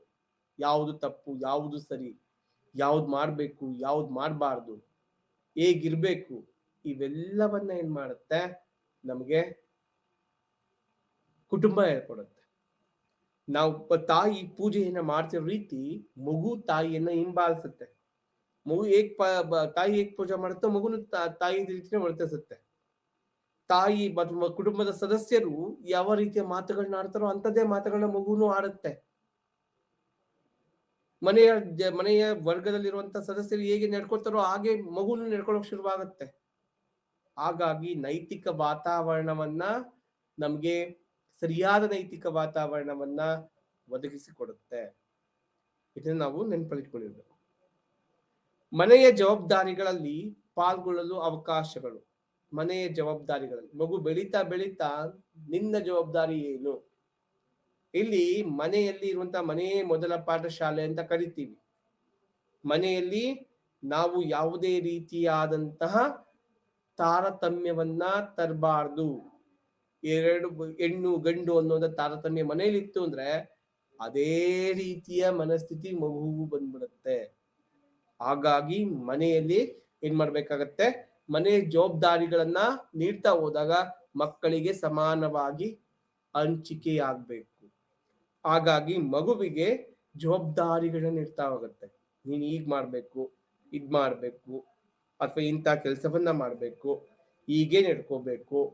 ಮನೆಯಲ್ಲಿ ಇವತ್ತೇನೋ ಪೂಜೆ ಆಗ್ತಿದೆ, ನೀನ್ ಇಷ್ಟು ಕೆಲಸವನ್ನ ಮಾಡ್ಬೇಕಿದೆ, ಮಾಡ್ಬೇಕಾದ್ರೆ ನೀನ್ ಇಂಥದ್ದೇ ರೀತಿಯಾಗಿ ನಡ್ಕೋಬೇಕು, ಹೀಗೆ ಇರ್ಬೇಕು ಅನ್ನೋ ರೀತಿಯ ಜವಾಬ್ದಾರಿಗಳನ್ನ ಕೊಟ್ಟಾಗ ಏನಾಗುತ್ತೆ, ಆ ಅವಕಾಶಗಳನ್ನ ಮಗು ಬಳಸ್ಕೊಂಡು ಸಾಮಾಜೀಕರಣ ಆಗ್ಲಿಕ್ಕೆ ಪ್ರಯತ್ನ ಪಡ್ತಾರೆ. ಮಗುವಿನ ಬೌದ್ಧಿಕ ಸೌಂದರ್ಯ ಮತ್ತು ಪ್ರಾಯೋಗಿಕ ಆಸಕ್ತಿಗಳ ಅಭಿವೃದ್ಧಿ. ಮಗುವಿನ ಬೌದ್ಧಿಕತೆ, ಅವನು ತನ್ನ ಮನೆಯ ಜೀವನ, ಸಾಮಾಜಿಕ ಜೀವನವನ್ನು ಕಲಿತಾ ಇದ್ದಾನೆ ಕುಟುಂಬದ ಮುಖಾಂತರ. ಸೌಂದರ್ಯ ಮತ್ತು ಪ್ರಾಯೋಗಿಕ ಆಸಕ್ತಿಗಳ ಬಗ್ಗೆ ಅಭಿವೃದ್ಧಿ. ಅವನು ಹಾಕುವಂತ ಬಟ್ಟೆ, ಅವನು ಪ್ರತಿನಿತ್ಯ ದಿನವನ್ನ ಆರಂಭಿಸುವ ರೀತಿ, ಅವನು ಹಾಕಿಕೊಳ್ಳುವಂತಹ ಬಟ್ಟೆ, ಆ ಮಗು ತಾನು ತೊಡುವಂತಹ ಉಡುಗೆಗಳು ತೊಡುಗೆಗಳು, ಅಥವಾ ಅವನ ಕನ್ನಡಿ ಮುಂದೆ ನಿಂತಾಗ ಅವನ ಬಗ್ಗೆ ಮೂಡುವಂತಹ ಅಭಿಪ್ರಾಯಗಳು ಹೀಗೆ ಇರ್ಬೇಕು. ಒಂದು ಕುಂಕುಮವನ್ನ ಅಡಿಯ ಮೇಲೆ ಇಟ್ಕೋಬೇಕಿದೆ, ಅದನ್ನ ನೋಡುವಂತ ರೀತಿ, ಯಾಕೆ ಇಡ್ತೀವಿ ಅನ್ನುವಂತ ಆ ಸಂಪ್ರದಾಯದ ಹಿನ್ನೆಲೆ ಇರುವಂತ ರೀತಿ, ಇವೆಲ್ಲವನ್ನ ಮಗುವಿಗೆ ಹೇಳ್ಕೊಡೋದು ಬಹಳ ಮುಖ್ಯ ಆಗತ್ತೆ. ಹಾಗಾಗಿ ಪ್ರಾಯೋಗಿಕ ಆಸಕ್ತಿಗಳು, ಅವನಿಗೆ ಯಾವುದು ಇಷ್ಟ, ಯಾವುದು ಕಷ್ಟ, ಮತ್ತೆ ಯಾಕೆ ಇಷ್ಟ, ಯಾಕೆ ಕಷ್ಟ ಆಗ್ತಿದೆ, ಇವೆಲ್ಲವನ್ನ ಮಗುವಿಗೆ ಹೇಳ್ಕೊಡ್ಲಿಕ್ಕೆ ಸಾಧ್ಯ ಆಗುತ್ತೆ. ಮಗುವಿನ ಸ್ವಭಾವದ ತಿಳುವಳಿಕೆ. ಕುಟುಂಬದ ಸದಸ್ಯರಿಗೆ ನನ್ನ ಮಗು ಈಗ ಮಾಡುತ್ತೆ, ಈಗ ನಡ್ಕೊಳ್ಳುತ್ತೆ, ಈಗಿರುತ್ತೆ ಅನ್ನೋದನ್ನ ತಿಳ್ಕೊತಾರೆ. ಹಾಗಿದ್ರೆ ಮಗುವಿನ ಸ್ವಭಾವದಲ್ಲಿ ಏನ್ ಬದಲಾವಣೆ ಆಗ್ಬೇಕಿದೆ, ಕುಟುಂಬ ಮಾಡುತ್ತೆ, ಪ್ರಯತ್ನ ಪಡುತ್ತೆ. ಹಾಗಾಗಿ ನೋಡ್ತೀವಿ ಮಗುವಿನ ಶಿಕ್ಷಣದಲ್ಲಿ ಆಟದ ಪ್ರಾಮುಖ್ಯತೆಯನ್ನ ಹೇಳ್ಕೊಡ್ತೀವಿ. ಇವತ್ತಿನ ಮಕ್ಕಳನ್ನ ವಾಚನೆ ಬಿಡಲ್ಲ ಅಂತೀವಿ, ಹೊರಗಡೆ ಕೂಡ ಹಾಕ್ತೀವಿ. ಸೊ ಮಗುವಿಗೆ ಶಿಕ್ಷಣವನ್ನ ಎಂತ ಶಿಕ್ಷಣವನ್ನ ಕೊಡಿಸ್ಬೇಕು ಅಂತಾನೂ ಯೋಚನೆ ಮಾಡ್ತೀವಿ. ಆಟದ ಪ್ರಾಮುಖ್ಯತೆಯನ್ನು ತಂದು ಕೊಡ್ತೀವಿ. ಮಕ್ಕಳು ಆಟ ಆಡಕ್ ಬಿಡ್ಬೇಕು. ಆಡಿ ಬಾ ನನ್ನ ಕಂದ ಅಂಗಾಲ ತೊಳೆದೇನ, ಆಡ್ಕೊಂಡ್ ಬರ್ಬೇಕು. ಮಗುವಿಗೆ ಅವಕಾಶವನ್ನ ಕೊಡುತ್ತೆ ಕುಟುಂಬ. ಸ್ವಯಂ ಅಭಿವ್ಯಕ್ತಿಗಾಗಿ ಅವಕಾಶಗಳು. ಸ್ವಯಂ ಅಭಿವ್ಯಕ್ತಿಗಾಗಿ ಯಾವ ರೀತಿ ನೋಡಿ, ಒಂದು ಪುಟ್ಟ ಮಗು ಇದೆ ಮನೆಗೆ ಅಂತ ಅನ್ಕೊಳ್ಳಿ. ಆ ಪುಟ್ಟ ಮಗು ತನಗೆ ತೋಚಿತನೇ ಹೇಳಕ್ ಪ್ರಯತ್ನ ಪಡುತ್ತೆ. ಒಂದ್ 3 ವರ್ಷದ 4 ವರ್ಷದ ಮಗು ಇದೆ, ಒಂದು ಸಿನಿಮಾವನ್ನು ನೋಡ್ತಿದ್ಯೋ, ಒಂದು ಹಾಡನ್ನ ಕೇಳ್ತಿದ್ಯೋ, ಅಥವಾ ತನಗೆ ಅನ್ಸಿರೋದನ್ನ ಹೇಳ್ಬೇಕಾದ್ರೆ ತನ್ನದೇ ಆದ ರೀತಿಯಲ್ಲಿ ಪ್ರಸ್ತುತ ಪಡಿಸುತ್ತೆ. ಇವಾಗ ತಾಯಿ ಒಂದು ಮಗುವಿಗೆ ಊಟ ಮಾಡಿಸ್ತಿದ್ದಾರೆ ಅಂತ ಅನ್ಕೊಳ್ಳಿ. ಆ ತಾಯಿ ಅನ್ನವನ್ನ ತಿಳಿಸ್ಬೇಕಾದ್ರೆ, ಆ ಮಗುವಿಗೆ ನೀರನ್ನ ಕುಡಿಸ್ಬೇಕಾದ್ರೆ ಅನ್ನವನ್ನ ಬುಯ್ಯ ಅನ್ನೋದು, ನೀರನ್ನ ಜಿಯ್ಯ ಅನ್ನೋದು ಹೇಳ್ತಾ ಇದೆ. ಮಗು ಬುಯ್ಯ ಜಿಯ್ಯ ಅಂದಂತ ಮಗು ಅನ್ನ ನೀರು ಅನ್ನೋದು ಶುರುವಾಯ್ತು. ಅಭಿವ್ಯಕ್ತಿಗೆ ಅವಕಾಶಗಳಿರ್ತವೆ. ತನಗೇನ್ ಕಷ್ಟ ಆಗ್ತಿದೆ ಪುಟ್ಟ ಪುಟ್ಟ ಶಬ್ದಗಳ ಮುಖಾಂತರವೇ, ಪುಟ್ಟ ಪುಟ್ಟ ಪದಗಳ ಮುಖಾಂತರವೇ ವ್ಯಕ್ತಪಡಿಸ್ಲಿಕ್ಕೆ ಸಾಧ್ಯ ಆಗತ್ತೆ. ಹಾಗಾಗಿ ಮಗುವಿಗೆ ಅಭಿವ್ಯಕ್ತಿಯನ್ನ ತಂದುಕೊಡುತ್ತೆ. ಯಾವುದೇ ಹಂತದಲ್ಲಿರ್ಬೋದು, ಅವನ ಮಗುವಿನ ಬೆಳವಣಿಗೆ ಯಾವುದೇ ಹಂತದಲ್ಲಿ ಬೇಕಾದ್ರೂ ಅವನ ಅಭಿವ್ಯಕ್ತಿಗೆ ಅವಕಾಶಗಳನ್ನ ತಂದುಕೊಡುತ್ತೆ. ಧಾರ್ಮಿಕ ಶಿಕ್ಷಣಕ್ಕೆ ವಿಶೇಷ ಜವಾಬ್ದಾರಿ. ನಾನು ಯಾರು, ನನ್ನ ಧರ್ಮ ಏನು, ನನ್ನ ಪಾಲನೆಗಳೇನಾಗಬೇಕು, ಮಗುವಿಗೆ ಕುಟುಂಬ ಹೇಳ್ಕೊಡುತ್ತೆ. ಹಾಗಾಗಿ ನಾವು ಅದನ್ನ ನೋಡ್ತಾ ಹೋಗ್ತೀವಿ. ನನ್ನ ಜವಾಬ್ದಾರಿ ಏನಾಗಿದೆ, ಏನ್ ಮಾಡ್ಬೇಕಿದೆ, ಹೇಗೆ ಅಂತ. ಮತ್ತೆ ಶಾಲೆಯ ಮಿತಿಗಳ ಬಗ್ಗೆ ಅರಿವು ಮೂಡಿಸುತ್ತದೆ. ಶಾಲೆಯ ಮಿತಿಗಳು, ಶಾಲೆಗೆ ಎಷ್ಟು ಕಲಿತಾನೆ, ಮಿಕ್ಕಿದ್ದೆಷ್ಟು ಮನೇಲಿ ಕಲಿಬೇಕಾಗತ್ತೆ ಅಲ್ವಾ. ಶಾಲೆಯಲ್ಲಿ ಕಲಿಯೋದು ಔಪಚಾರಿಕ ಶಿಕ್ಷಣ ಆಗುತ್ತೆ. ಅನೌಪಚಾರಿಕವಾಗಿ ಎಲ್ಲವೂ ಸಹ ಏನಾಗುತ್ತೆ, ಮನೆಯಲ್ಲಿ ಕಲಿಬೇಕಾಗತ್ತೆ. ಶಾಲೆಯಲ್ಲಿ 7 ಗಂಟೆ 6 ಗಂಟೆಯೋ 7 ಗಂಟೆಯೋ ಮಗು ಇರುತ್ತೆ. ಉಳಿದಿರುವಂತ 17 ಗಂಟೆ ಮನೆಯಲ್ಲಿ ಸಮಾಜದಲ್ಲೇ ಬದುಕಬೇಕಾಗತ್ತೆ ಮಗು. ಆ ಅವಧಿಯಲ್ಲಿ ಮಗುವಿನಲ್ಲಿ ಎಂತ ಶಿಕ್ಷಣವನ್ನ ಕೊಡ್ಬೇಕಾಗತ್ತೆ, ಎಂತ ಶಿಕ್ಷಣವನ್ನ ಬೆಳೆಸ್ಬೇಕಾಗತ್ತೆ, ನಾವು ನೋಡ್ಕೋಬೇಕಾಗತ್ತೆ. ಅದನ್ನ ಕುಟುಂಬ ಮಾಡುತ್ತೆ. ಇದೇ ಅಂಶಗಳನ್ನ ಇಟ್ಕೊಂಡು ನಾವಿಲ್ಲಿ ಮಾತಾಡಿದ್ದಷ್ಟೇ. ನಿರ್ಣಾಯಕ ವರ್ಷಗಳು ಮಗುವಿಗೆ ಮೂಲಭೂತ ಮೂಲಗಳಾಗಿರುವ ನಿರ್ಣಾಯಕ ವರ್ಷಗಳಲ್ಲಿ ಹಸೆ ಮಕ್ಕಳು ಹಸೆಕಾಯಿ ಎಷ್ಟು ದಿವಸ ಇರ್ತವೆ ಅಂತೀವಿ ನಾವು. ಹಸೆಕಾಯಿ ಹಸಿರಾಗಿರುವಂತ ಕಾಯಿಗಳು ನೋಡಿ. ಅವರೆಕಾಯಿ ಸೀಸನ್ ಇತ್ತು, ಮುಗಿತಾ ಬಂತು, ಈಗ ಮುಗ್ದೋಯ್ತು. ಇನ್ನು ಶಿವರಾತ್ರಿ ಕಳೆದಿದೆ, ಇನ್ನು ಸ್ವಲ್ಪ ಯಾವ್ದಪ್ಪ ಯುಗಾದಿ ಬರೋಷ್ಟರಲ್ಲಿ ಕಂಪ್ಲೀಟ್ ಆಗಿ ಅವರೆಕಾಯಿ ಸೀಸನ್ ಮುಗಿತು. ಬೆಳೆಯುವಂತ ಮಕ್ಕಳಿಗೆ ನಾವು ಪ್ರೀತಿಯನ್ನ ತುಂಬಬೇಕು, ರಕ್ಷಣೆಯನ್ನ ಕೊಡ್ಬೇಕು. ಮಗು ಭಯ ಆಯ್ತು ಅಂದಿದ ತಕ್ಷಣ ಓಡಿ ಬಂದ ತನ್ನ ತಾಯಿನ ತಬ್ಬುತ್ತೆ. ಯಾಕೆ? ತಾಯಿ ಪ್ರೀತಿನೂ ಕೊಡ್ತಾರೆ, ರಕ್ಷಣೆನೂ ಕೊಡ್ತಾರೆ ಅಂತ. ಅಲ್ಲಿ ಯಾವುದೋ ಭಯ ಆಯ್ತು, ಕುಟುಂಬದ ಸದಸ್ಯನ ಹೋಗಿ ಇಟ್ಕೊಳಕ್ ಶುರುವಾಗತ್ತೆ ಮಗು. ಹಾಗಾಗಿ ಮಕ್ಕಳಿಗೆ ಪ್ರೀತಿ ರಕ್ಷಣೆಯನ್ನ ಒದಗಿಸೋದ್ರಿಂದ ಸಾಮಾಜೀಕರಣಗೊಳ್ಳುತ್ತೆ, ಮಗುವಿನಲ್ಲಿ ನಂಬಿಕೆ ಬರುತ್ತೆ, ಮಗುವಿನಲ್ಲಿ ಸಾಮಾಜಿಕ ಜೀವನದ ಅಗತ್ಯತೆಯನ್ನ ತೋರಿಸುತ್ತೆ, ಯಾರು ನನ್ನವರು ಅನ್ನೋದನ್ನ ಪರಿಕಲ್ಪನೆಯನ್ನ ಮೂಡಿಸುತ್ತೆ. ಪ್ರತಿ ಹಂತದಲ್ಲಿಯೂ ಅಷ್ಟೇ ಪ್ರತಿಯೊಬ್ಬ ವ್ಯಕ್ತಿಗೂ ಬೇಕಾಗಿರುವುದು ಪ್ರೀತಿ ಮತ್ತೆ ರಕ್ಷಣೆಗಳು. ಆ ರಕ್ಷಣೆಯನ್ನ ಒದಗಿಸುವಂತ ಪ್ರಮುಖ ನಿಯೋಗ ಅಂದ್ರೆ ಅದು ಕುಟುಂಬ ಆಗಿರುತ್ತೆ. ಆ ಕುಟುಂಬವನ್ನ ನಾವು ಮರಿಬಾರದು. ಹಾಗಾಗಿ ಈ ಕುಟುಂಬದ ಮಟ್ಟದಲ್ಲಿ ಸಾಮಾಜೀಕರಣ ಪ್ರಕ್ರಿಯೆಯು ಅನೌಪಚಾರಿಕವಾಗಿ, ಇಲ್ಲಿ ಯಾವುದೇ ಸಿಲೆಬಸ್ ಇಲ್ಲ, ಇದನ್ನೇ ಹೇಳ್ಬೇಕು, ಇದನ್ನೇ ಕಲಿಸ್ಬೇಕು ಅಂತ ಇಲ್ಲ. ನಾವು ಸಾಮಾಜಿಕವಾಗಿ ಮೌಖಿಕವಾಗಿ ಹಾಕಿಕೊಂಡು ಬಂದಿರುವಂತ ವಿಷಯಗಳನ್ನ ಮಗುವಿಗೆ ದಾರೆ ಎಳೆಯುತ್ತೆ ಕುಟುಂಬ. ಕುಟುಂಬದ ಸದಸ್ಯರು ಪ್ರೋತ್ಸಾಹಿಸುವ ಮತ್ತು ನಿರುತ್ಸಾಹಗೊಳಿಸುವ ಮಗುವಿನ ನಡವಳಿಕೆಗಳು ಮತ್ತು ಅವರು ವಿಧಿಸುವ ಶಿಸ್ತಿನ ಪ್ರಕಾರವು ಮಗುವಿನ ಜೀವನ ದೃಷ್ಟಿಕೋನವನ್ನು ಸಹ ಪ್ರಭಾವಿಸುತ್ತದೆ. ನಾನು ಸ್ಟಾರ್ಟಿಂಗ್ ಬಳಸ್ತೀನಲ್ಲ, ತಾಯಿಯ ಭಯ, ಇದು ತುಂಬಾ ಅತಿಯಾದ ರಕ್ಷಣೆ ಮಾಡಕ್ಕೋಗಿ ಮಗುವಿನ ಮೇಲೆ ಯಾವ ರೀತಿಯ ಪ್ರಭಾವನ ಬೀರುತ್ತೆ, ಅದು ಬಹಳ ಮುಖ್ಯವಾಗಿರುತ್ತೆ. ನೋಡಿ, ಮನೆಯಲ್ಲಿ ಯಾರಿಗೋ, ತಂದೆಗೋ ತಾಯಿಗೋ ಮತ್ತಾರಿಗೋ ದುರಭ್ಯಾಸ ಇದೆ ಅಂದ್ರೆ ಆ ದುರಭ್ಯಾಸಗಳು ಮಗುವಿನ ಬೆಳವಣಿಗೆಯ ಮೇಲೆ ಪ್ರಭಾವವನ್ನ ಬೀರ್ತವೆ. ಮಗು ತನ್ನ ಜೀವನದಲ್ಲಿ ಏನೂ ಇಲ್ಲ ಅಂತ ಅನ್ಕೋಬಹುದು, ನಿರುತ್ಸಾಹಗೊಳ್ಬಹುದು, ಭಾವನಾತ್ಮಕವಾಗಿ ದುರ್ಬಲಗೊಳ್ಬಹುದು. ಹಾಗಾಗಿ ಕುಟುಂಬವು ಭಾವನಾತ್ಮಕವಾಗಿ ಮಗುವನ್ನ ಸದೃಢವೂಗೊಳಿಸ್ಬೋದು, ಭಾವನಾತ್ಮಕವಾಗಿ ದುರ್ಬಲವನ್ನು ಗೊಳಿಸ್ಬೋದು. ಹಾಗಾಗಿ ತುಂಬಾ ಯೋಚನೆ ಮಾಡಿ ವಿವೇಚನೆಯಿಂದ ಕುಟುಂಬದ ಸದಸ್ಯರು ಮಗುವಿನೊಂದಿಗೆ ವರ್ತಿಸುವುದು ಬಹಳ ಮುಖ್ಯ ಇರುತ್ತೆ. ಶಾಲೆ ಮತ್ತು ಸಾಮಾಜೀಕರಣ. ಶಾಲೆ ಒಂದು ಪುಟ್ಟ ಸಮಾಜ, ನೆನಪಲ್ಲಿ ಇಟ್ಕೊಂಡಿರ್ಬೇಕು ನಾವು. ಶಾಲೆ ಅನ್ನೋದು ಒಂದು ಪುಟ್ಟ ಸಮಾಜ.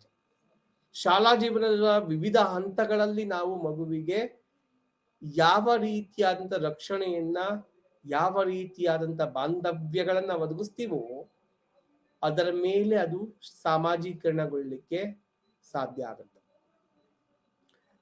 ನೋಡಿ, ಒಂದೊಂದು ಹಂತಗಳಲ್ಲಿ ನೋಡ್ತಾ ಹೋಗೋಣ. ಅದಾದ್ಮೇಲೆ ಒಂದಷ್ಟು ಸಾಮಾನ್ಯ ಅಂಶಗಳನ್ನ ಇಟ್ಕೊಂಡು ಅನ್ವಯಿಸುವಂತ ಪ್ರಯತ್ನ ಮಾಡ್ತಾ ಹೋಗೋಣ. ಆದ್ರೆ ಅದಕ್ಕೂ ಮೊದಲು ಈ ಸ್ಲೈಡ್ ಅಲ್ಲಿರುವಂತ ವಿಷಯವನ್ನ ನಾನು ಓದಿ ತಿಳಿಸ್ತೀನಿ. ನೆಕ್ಸ್ಟ್ ಒಂದೊಂದೇ ಅಂಶಗಳನ್ನ ತಗೊಂಡು ನಾವು ನಿಮ್ ಜೊತೆಗೆ ಚರ್ಚೆಯನ್ನ ಮಾಡ್ಲಿಕ್ಕೆ ಪ್ರಯತ್ನ ಪಡ್ತೇವೆ. ಪೂರ್ವ ಪ್ರಾಥಮಿಕ ಶಾಲಾ ಹಂತದಲ್ಲಿ ಉತ್ತಮ ನಡತೆ, ಶಿಷ್ಟಾಚಾರಗಳನ್ನು ಅಭಿವೃದ್ಧಿಪಡಿಸುವುದರ ಮೇಲೆ ಹೆಚ್ಚಿನ ಮಹತ್ವ ನೀಡಲಾಗುತ್ತೆ. ಸ್ವಲ್ಪ ಯೋಚನೆ ಮಾಡಿ, ಮಗು ಮನೆಯಿಂದ ಶಾಲೆಗೆ ಬಂದಿದೆ. ಒಂದ್ ಮಗು ಯಾವ್ದಾದ್ರು ಶಾಲೆ ಮುಂದೆ ನಿಂತ್ಕೊಂಡು ನೋಡ್ತಾ ಇರಿ. ಯಾವಾಗ ಸಾಧ್ಯ ಆದಾಗ LKG UKG ಸೇರಿಸುವ ಮಗುವನ್ನ ತಂದೆ ತಾಯಿ ಅಥವಾ ಪೋಷಕರು ತುಂಬಾ ಬಲವಂತವಾಗಿ ಎಳ್ಕೊಂಡ್ ಬಿಡ್ತಿರ್ತಾರೆ. ಅಥವಾ ನಿಮ್ಮ ಮನೆಯಲ್ಲಿ ಕಲ್ತಿರುವಂತ ಅಥವಾ ನೀವೇ ಮಾಡಿರುವಂತ ನೆಡ್ಕೊಂಡಿರುವಂತ ನಿಮ್ಮ ಇನ್ನೋಟವನ್ನು ನೋಡಿದ್ರೆ ಆ ಚೇಷ್ಟೆಗಳು ನೆನಪಾಗ್ಲಿಕ್ಕೆ ಶುರುವಾಗುತ್ತೆ. ಶಾಲೆಗೆ ಹೋಗಲ್ಲ ಅಂತ ಅಳುವಂತ ಮಗು ಬರ್ತಾ ಏನಾಗುತ್ತೆ, ಶಾಲೆಗೆ ಒಪ್ಕೊಳ್ಳುತ್ತೆ, ಶಾಲೆಗೆ ಮೊದಲು ಬರೋಕ್ಕೆ ಸಾಧ್ಯ ಆಗುತ್ತೆ. ಹಾಗಿದ್ರೆ ಮಗುವಿನೊಂದಿಗೆ ಇದು ಹೇಗ್ ಸಾಧ್ಯ ಆಗ್ತಿದೆ? ಒಡನಾಟ, ಶಾಲೆ, ಶಿಕ್ಷಣ, ಶಿಕ್ಷಕ ಇವೆಲ್ಲವೂ ಬಹಳ ಮುಖ್ಯ ಆಗ್ತದೆ. ನಾನು ಅದನ್ನ ಶಿಕ್ಷಕ ಅಂದಿದ ತಕ್ಷಣ ಅದು ಕಾಮನ್ ಜೆಂಡರ್. ಇಲ್ಲಿ ಕಾಮನ್ ಜೆಂಡರ್ ಸಾಮಾನ್ಯ ವರ್ಗ, ಸಾಮಾನ್ಯ ಲಿಂಗದವರು, ಅದು ಯಾರಾದ್ರೂ ಆಗಿರ್ಬೋದು, ಹೆಣ್ಣು ಆಗಿರ್ಬೋದು, ಗಂಡಾಗಿ ಯಾರಾದ್ರೂ ಆಗಿರ್ಬೋದು. ಶಿಕ್ಷಕ ಶಿಕ್ಷಕ, ಕಾಮನ್ ಜೆಂಡರ್ ಅಷ್ಟೇ. ಉತ್ತಮ ನಡತೆ ಮತ್ತು ಶಿಷ್ಟಾಚಾರಗಳನ್ನ ಅಭಿವೃದ್ಧಿ ಪಡಿಸೋದಕ್ಕೆ ಹೆಚ್ಚು ಮಹತ್ವ ಕೊಡ್ತಾರೆ. ಮಗು ಒಂದು ಚಾಕ್ಲೇಟ್ ಕರೆದು ಒಳಗಡೆ ಕರ್ಕೋಬಹುದು, ಪ್ರೀತಿಯಿಂದ ಮಾತಾಡ್ಬೋದು. ಯಾಕೆ ಪೂರ್ವ ಪ್ರಾಥಮಿಕದ ಹಂತದಲ್ಲಿ ಇದ್ದೀವಿ. ಮಗು ನೀನು ಹೋಗ್ಬೇಕಾದ್ರೆ ನೀನು ಹೊರಗಡೆ ಹೋಗ್ಬೇಕಿದ್ಯಾ, ಟೀಚರ್ನ ಕೇಳ್ಕೊಂಡು ಹೋಗ್ಬೇಕು. ಅಥವಾ ನಿನ್ಗೇನೋ ಬೇಕು ಅನ್ನಿಸ್ತಾ ಟೀಚರ್ ಕೇಳುವಂತ ರೀತಿ, ಅವ್ರ ಜೊತೆ ಮಾತನಾಡುವಂತ ರೀತಿ, ಸಂವಹನ ನಡೆಸುವಂತ ರೀತಿ, ಈ ನಡತೆಗಳನ್ನೆಲ್ಲ ಅಲ್ಲಿ ತಂದು ಕೊಡುತ್ತೆ. ನೆಕ್ಸ್ಟ್ ಪ್ರಾಥಮಿಕ ಶಾಲಾ ಹಂತದಲ್ಲಿ ಅದನ್ನ ಮುಂದಕ್ಕೆ ಬಂದಿದ್ದೀವಿ ಅಂತ ಅನ್ಕೊಳ್ಳೋಣ. ಶಾಲಾ ಸಮುದಾಯದ ಜವಾಬ್ದಾರಿಯುತ ನಾಗರಿಕರಾಗಲು ಪ್ರಯತ್ನಗಳನ್ನ ಮಾಡಲಾಗುತ್ತೆ. ಇಲ್ಲಿ ನೋಡ್ಬೋದು, ಇಲ್ಲಿ ಬಂದಾಗ ಹೆಂಗೆ ನಾಗರಿಕರಾಗಲು ಈ ಪ್ರಾಥಮಿಕ ಅಂತ 5ನೇ ಕ್ಲಾಸ್ವರೆಗೂ ಅಂತ ಅನ್ಕೊಳ್ಳೋಣ. ನೆಕ್ಸ್ಟ್ ನಾವು ಇಲ್ಲಿ ಈ 5ನೇ ಕ್ಲಾಸ್ವರೆಗೂ ಇದ್ದಾಗ ಇಲ್ಲೇ ನಮ್ಗೆ SDMCಗಳು ಶುರುವಾಗ್ತವೆ. ಶಾಲಾ ಸಾಮಾಜಿಕ ಸಮುದಾಯದ ಸದಸ್ಯರನ್ನ ಶಾಲೆ ಕರೆಸ್ತೀವಿ. ಶಾಲೆಯಲ್ಲಿ ರಾಷ್ಟ್ರೀಯ ಹಬ್ಬಗಳನ್ನ ಆಚರಿಸ್ತೇವೆ. ಇಲ್ಲಿ ಬಂದಾಗ ಆ ಹಬ್ಬಗಳನ್ನ, ರಾಷ್ಟ್ರೀಯ ಹಬ್ಬಗಳನ್ನ, ಶಾಲಾ ಸಮುದಾಯದ ನಾಗರಿಕರನ್ನ ನಾವು ಇಲ್ಲಿ ಕಳ್ಸಕ್ ಶುರುವಾದಾಗ ಮಗು ಅವ್ರನ್ನ ನೋಡಕ್ ಶುರುವಾಗ್ತಾ ಹೋಗುತ್ತೆ. ಮಗುವಿಗೆ ನಿನ್ನ ಒಂದಷ್ಟು ಜವಾಬ್ದಾರಿಗಳನ್ನ, ಸರಳವಾಗಿರುವಂತ ಜವಾಬ್ದಾರಿಗಳನ್ನ ಕೊಡ್ತಾ ಹೋಗ್ತೀವಿ. ಯಾವುದೋ ವ್ಯಕ್ತಿಯನ್ನ ಪರಿಚಯಿಸ್ತೀವಿ. ಪಾಠ ಪ್ರವಚನಗಳಲ್ಲಿ ಯಾವುದೋ ಉದಾತ್ತ ವ್ಯಕ್ತಿಯ ಬಗ್ಗೆ ಇರುವಂತ ಅರಿವನ್ನ ಹೇಳ್ತಾ ಹೋಗ್ತೀವಿ. ಇವೆಲ್ಲವೂ ಸಾಧ್ಯ ಆದಾಗ ಮಗುವಿನಲ್ಲಿ ಗೊತ್ತಿದ್ದೋ ಗೊತ್ತಿಲ್ಲದೇನೋ ತನ್ನಲ್ಲೇ ಒಂದಷ್ಟು ಆದರ್ಶಗಳು, ಆದರ್ಶನೀಯ ವ್ಯಕ್ತಿತ್ವಗಳನ್ನ ಬೆಳೆಸ್ಕೊಳಕ್ ಮಗು ಪ್ರಯತ್ನ ಪಡ್ತಾ ಹೋಗುತ್ತೆ. ಅದು ಅವನಿಗೆ ಒಂದು ಅಡಿಪಾಯ ಆಗುತ್ತೆ. ನೆಕ್ಸ್ಟ್ ಉನ್ನತ ಮಾಧ್ಯಮಿಕ ಹಂತದಲ್ಲಿ ಪಾಂಡಿತ್ಯಪೂರ್ಣ ಮತ್ತು ಸಹ ವಿದ್ವಾಂಸ ಸಾಮರ್ಥ್ಯಗಳೆರಡರ ಸಾಧನೆಗೆ ಹೆಚ್ಚಿನ ಒತ್ತು ನೀಡಲಾಗುತ್ತದೆ. ಮಕ್ಕಳು ತಮ್ಮ ಭವಿಷ್ಯದ ಜೀವನವನ್ನು ಯೋಜಿಸಲು ಅನುವು ಮಾಡಿಕೊಡುವ ವಿವಿಧ ಕೌಶಲ್ಯ ಮತ್ತು ಯೋಗ್ಯತೆಯನ್ನು ಅಭಿವೃದ್ಧಿಪಡಿಸುತ್ತಾರೆ. ಸರಿಯಾದ ಸಾಮಾಜೀಕರಣ ಪ್ರಕ್ರಿಯೆಯನ್ನು ಒತ್ತಿ ಹೇಳಲು ಸಮವಯಸ್ಕರ ಗುಂಪಿನ ಸಂಬಂಧಗಳು ಮತ್ತು ಹೊಂದಾಣಿಕೆಯ ಕೌಶಲ್ಯಗಳ ಅಭಿವೃದ್ಧಿಯಾಗುತ್ತದೆ. ಇಲ್ಲಿ ಬರ್ತಾ ಮಾಧ್ಯಮಿಕ ಹಂತಕ್ಕೆ ಬಂದಾಗ ಅಥವಾ ಪ್ರೌಢಶಾಲಾ ಹಂತಕ್ಕೆ ಹೋದಾಗ ಅಲ್ಲಿ ಅವನೇನಾಗುತ್ತಾನೆ, ಭವಿಷ್ಯದ ಯೋಜನೆ ರೂಪಿಸ್ಕೊಳ್ಳಲಿಕ್ಕೆ ಪಾಂಡಿತ್ಯ ಪೂರ್ಣ ಮತ್ತು ಸಹ ವಿದ್ವಾಂಸ ಸಾಮರ್ಥ್ಯಗಳೆರಡು. ಅವನು ಇಲ್ಲಿ ಒಂದು ರೀತಿ ತುಲನಾತ್ಮಕವಾಗಿ ಯೋಚನೆ ಮಾಡ್ಲಿಕ್ಕೆ ಸಾಧ್ಯ ಆಗುತ್ತೆ. ಪಠ್ಯವನ್ನ ಹೇಳುವಂತ, ಬೋಧಿಸುವಂತ ಶಿಕ್ಷಕ ಒಂದ್ ಕಡೆಗೆ, ಒಂದಷ್ಟು ಏನ್ ಮಾಡ್ತಾನೆ ಆತ ತನ್ನ ಪಠ್ಯದಲ್ಲಿ ಪ್ರಕಟವಾಗಿರುವ ಅಂಶಗಳ ಕಡೆಗೆ ವಿಚಾರಗಳನ್ನ ಓದಿ ಅರ್ಥೈಸಿಕೊಳ್ಳುವಂತ ಶಕ್ತಿ ಅವನಲ್ಲಿ ಬೆಳೆಯುತ್ತೆ. ತಾನು ಮುಂದೊಂದು ದಿವಸ ಏನಾಗ್ಬೇಕು, ನನ್ನ ಭವಿಷ್ಯದ ಜೀವನ, ನನ್ನ ಭವಿಷ್ಯದಲ್ಲಿ ಏನಾಗಿ ಬದುಕಬೇಕು ಅನ್ನುವಂತ ಶಕ್ತಿಯನ್ನ, ಕನಸುಗಳನ್ನ ಕಟ್ಟಿಕೊಳ್ಳುವ ಶಕ್ತಿಯನ್ನ ಇಲ್ಲಿ ಬೆಳೆಸುತ್ತೆ. ನಾನೊಬ್ಬ ಡಾಕ್ಟರ್ ಆಗ್ಬೇಕಾ, ನಾನೊಬ್ಬ ಇಂಜಿನಿಯರ್ ಆಗ್ಬೇಕಾ, ನಾನೊಬ್ಬ ಮೇಸ್ಟ್ರ್ ಆಗ್ಬೇಕಾ, ಅಥವಾ ನಾನೊಬ್ಬ ಲಾಯರ್ ಆಗ್ಬೇಕಾ, ಅಥವಾ ನಾನೊಬ್ಬ ಕೃಷಿಕನಾಗ್ಬೇಕಾ, ಏನಾಗ್ಬೇಕು? ಅವನಲ್ಲಿ ಕನಸುಗಳನ್ನ ಬಿತ್ತಿಕೊಳ್ಳುವ ಶಕ್ತಿ ಇಲ್ಲಿ ತಂದ್ಕೊಡುತ್ತೆ. ಬಟ್ ದುರಂತ ಅಂದ್ರೆ ಇವತ್ತಿನ ಮಕ್ಕಳು ನಾವು ಕೇಳಿದ್ವಿ ಅಂದ್ರೆ ಏನ್ ಹೇಳ್ತಾರೆ, ನಾವು ಮೊದಲು ಪಾಸ್ ಆಗ್ತೀವಿ, ಆಮೇಲೆ ಯೋಚನೆ ಮಾಡ್ತೀವಿ. ಪಾಸ್ ಆಗ್ಬೇಕು ಫಸ್ಟ್, ಆಮೇಲೆ ಯೋಚನೆ ಮಾಡ್ತೀವಿ. ಇನ್ನು ಯೋಚನೆ ಮಾಡಿಲ್ಲ. ಇಂಥ ಮಕ್ಕಳು ನೋಡ್ತಾ ಇದ್ವಿ. ಆದ್ರೆ ನಾವು, ನಮ್ಮ ಶಿಕ್ಷಕರು ನಮ್ಮಲ್ಲಿ ಅಂತ ಕನಸುಗಳನ್ನ ಬಿತ್ತಿದ್ರು. ಆ ಕನಸುಗಳನ್ನ ಬಿತ್ತಿ ಏನ್ ಮಾಡ್ತಿದ್ರು, ನಾವು ಅವ್ರ ಮುಂದೆ ಹೇಳಿದ್ದನ್ನೇ ಆಗಿದೀವಾ ಅಥವಾ ಇಲ್ವಾ ಅನ್ನೋದು ಮುಖ್ಯ ಅಲ್ಲ. ಅದು ನಾವೇನೋ ಆಗ್ಬೇಕು ಅನ್ನುವಂತ ಶಕ್ತಿಯನ್ನ, ಆಲೋಚನೆಯನ್ನ ನಮ್ಮಲ್ಲಿ ಬೆಳೆಸಿದ್ವಿ. ಇದು ಉನ್ನತ ಮಾಧ್ಯಮಿಕ ಹಂತದಲ್ಲಿ ಆಗುತ್ತೆ. ಆ ಶಕ್ತಿಯನ್ನ ತಂದ್ಕೊಡುತ್ತೆ. ಸಮವಯಸ್ಕರ ಗುಂಪಿನ ಸಂಬಂಧಗಳು, ಹೊಂದಾಣಿಕೆ ಕೌಶಲ್ಯಗಳ ಅಭಿವೃದ್ಧಿ ಆಗುತ್ತೆ. ನಾನು ನನ್ನ ಸ್ನೇಹಿತರ ಜೊತೆಗೆ ಹೇಗೆ ಬದುಕ್ತೀನಿ, ನನ್ನ ಸ್ನೇಹಿತರ ಇಷ್ಟ ಕಷ್ಟಗಳೇನು, ಅವರಲ್ಲಿರುವಂತ ಇಷ್ಟ ಕಷ್ಟಗಳು ನನ್ನ ಇಷ್ಟ ಕಷ್ಟಗಳಲ್ಲಿ ಹೋಲಿಕೆ ಆಗ್ತಿದ್ಯಾ, ನಾನು ಯೋಚನೆ ಮಾಡಿದಂತೆ ಅವರು ಸಹ ಯೋಚನೆ ಮಾಡ್ತಿದಾರ, ನನ್ನ ಆಲೋಚನೆಗಳಿಗೂ ಅವರ ಆಲೋಚನೆಗೂ ಸಂಬಂಧ ಇದೆಯಾ, ನಾನು ಇವ್ರ ಜೊತೆಗೆ ನನ್ನ ಜೀವನವನ್ನ ಕಳೀಬಹುದಾ? ಇವೆಲ್ಲ ಅಂಶಗಳನ್ನ ಕೊಡ್ತಾ ಸಾಮಾಜೀಕರಣ ಆಗ್ಲಿಕ್ಕೆ ಸಾಧ್ಯ ಆಗತ್ತೆ. ಇದು ಸಾಮಾಜಿಕವಾಗಿ ಹೊಂದಾಣಿಕೆಯನ್ನ ಮಾಡಿಕೊಳ್ಳೋದಕ್ಕೆ ಸಾಧ್ಯ ಆಗುತ್ತೆ. ಇಲ್ಲಿ ಮಕ್ಕಳು ಯಾವುದೇ ಜಾತಿ, ಬಣ್ಣ ಅಥವಾ ಪಂಥದ ಭೇದವಿಲ್ಲದೆ ಬೆರೆಯುವ ಅನೇಕ ಅವಕಾಶಗಳನ್ನು ಪಡೆಯುತ್ತಾರೆ. ಆದಾಗ್ಯೂ ಅಸ್ಪೃಶ್ಯತೆಯಂತಹ ಅನಾರೋಗ್ಯಕರ ನಡವಳಿಕೆಯ ಅಭ್ಯಾಸಗಳ ಬಗ್ಗೆ ಶಿಕ್ಷಕರು ಜಾಗರೂಕರಾಗಿರಬೇಕು. ಇಲ್ಲಿ ಮಕ್ಕಳು ಜಾತಿ, ಬಣ್ಣ, ಪಂಥ ಭೇದವಿಲ್ಲದೆ ಬದುಕೋದಕ್ಕೆ, ಬೆರೆಯೋದಕ್ಕೆ ಅವಕಾಶ ಇದೆ. ಆದ್ರೆ ಇಂಥ ವಿಷಯಗಳಲ್ಲಿ ಆದಾಗ್ಯೂ ಅಸ್ಪೃಶ್ಯತೆಯಂತ ಅನಾರೋಗ್ಯಕರ ನಡವಳಿಕೆ ಅಭ್ಯಾಸಗಳ ಬಗ್ಗೆ ಶಿಕ್ಷಕರು ಜಾಗರೂಕರಾಗಿರ್ಬೇಕು. ಸ್ವಲ್ಪ ನಾವು ಯೋಚನೆ ಮಾಡೋಣ. ಇದೊಂದೇ ಶಬ್ದದಲ್ಲಿ ಸ್ವಲ್ಪ ನಾವು ಸೂಕ್ಷ್ಮವಾಗಿ ಮಾತನಾಡುವಂತ ಕೆಲಸವನ್ನ ಮಾಡಬೇಕು.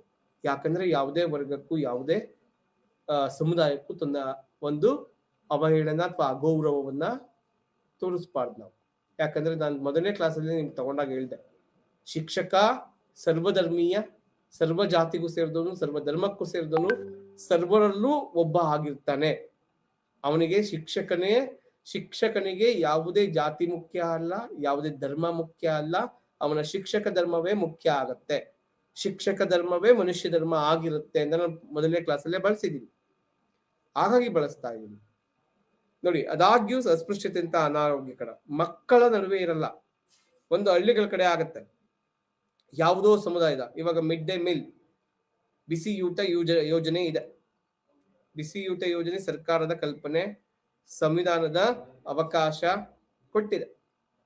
ಆ ಬಿಸಿಯೂಟವನ್ನ ಮಾಡಲಿಕ್ಕೆ ತಯಾರಿಸ್ಲಿಕ್ಕೆ ಬರುವಂತ ವ್ಯಕ್ತಿ ಯಾವುದೋ ಒಂದು ಸಮುದಾಯ ವರ್ಗಕ್ಕೆ ಸೇರಿದ್ರೆ ಅಲ್ಲಿ ಪೇರೆಂಟ್ಸ್ ಹೇಳಿ ಕಳಿಸ್ತಾರೆ, ಬೇರೆ ಪೇರೆಂಟ್ಸ್ಗಳು, ಅವ್ರು ಅಡುಗೆ ಮಾಡ್ತಾರೆ, ಊಟ ಮಾಡಬೇಡಿ ಅಂತ.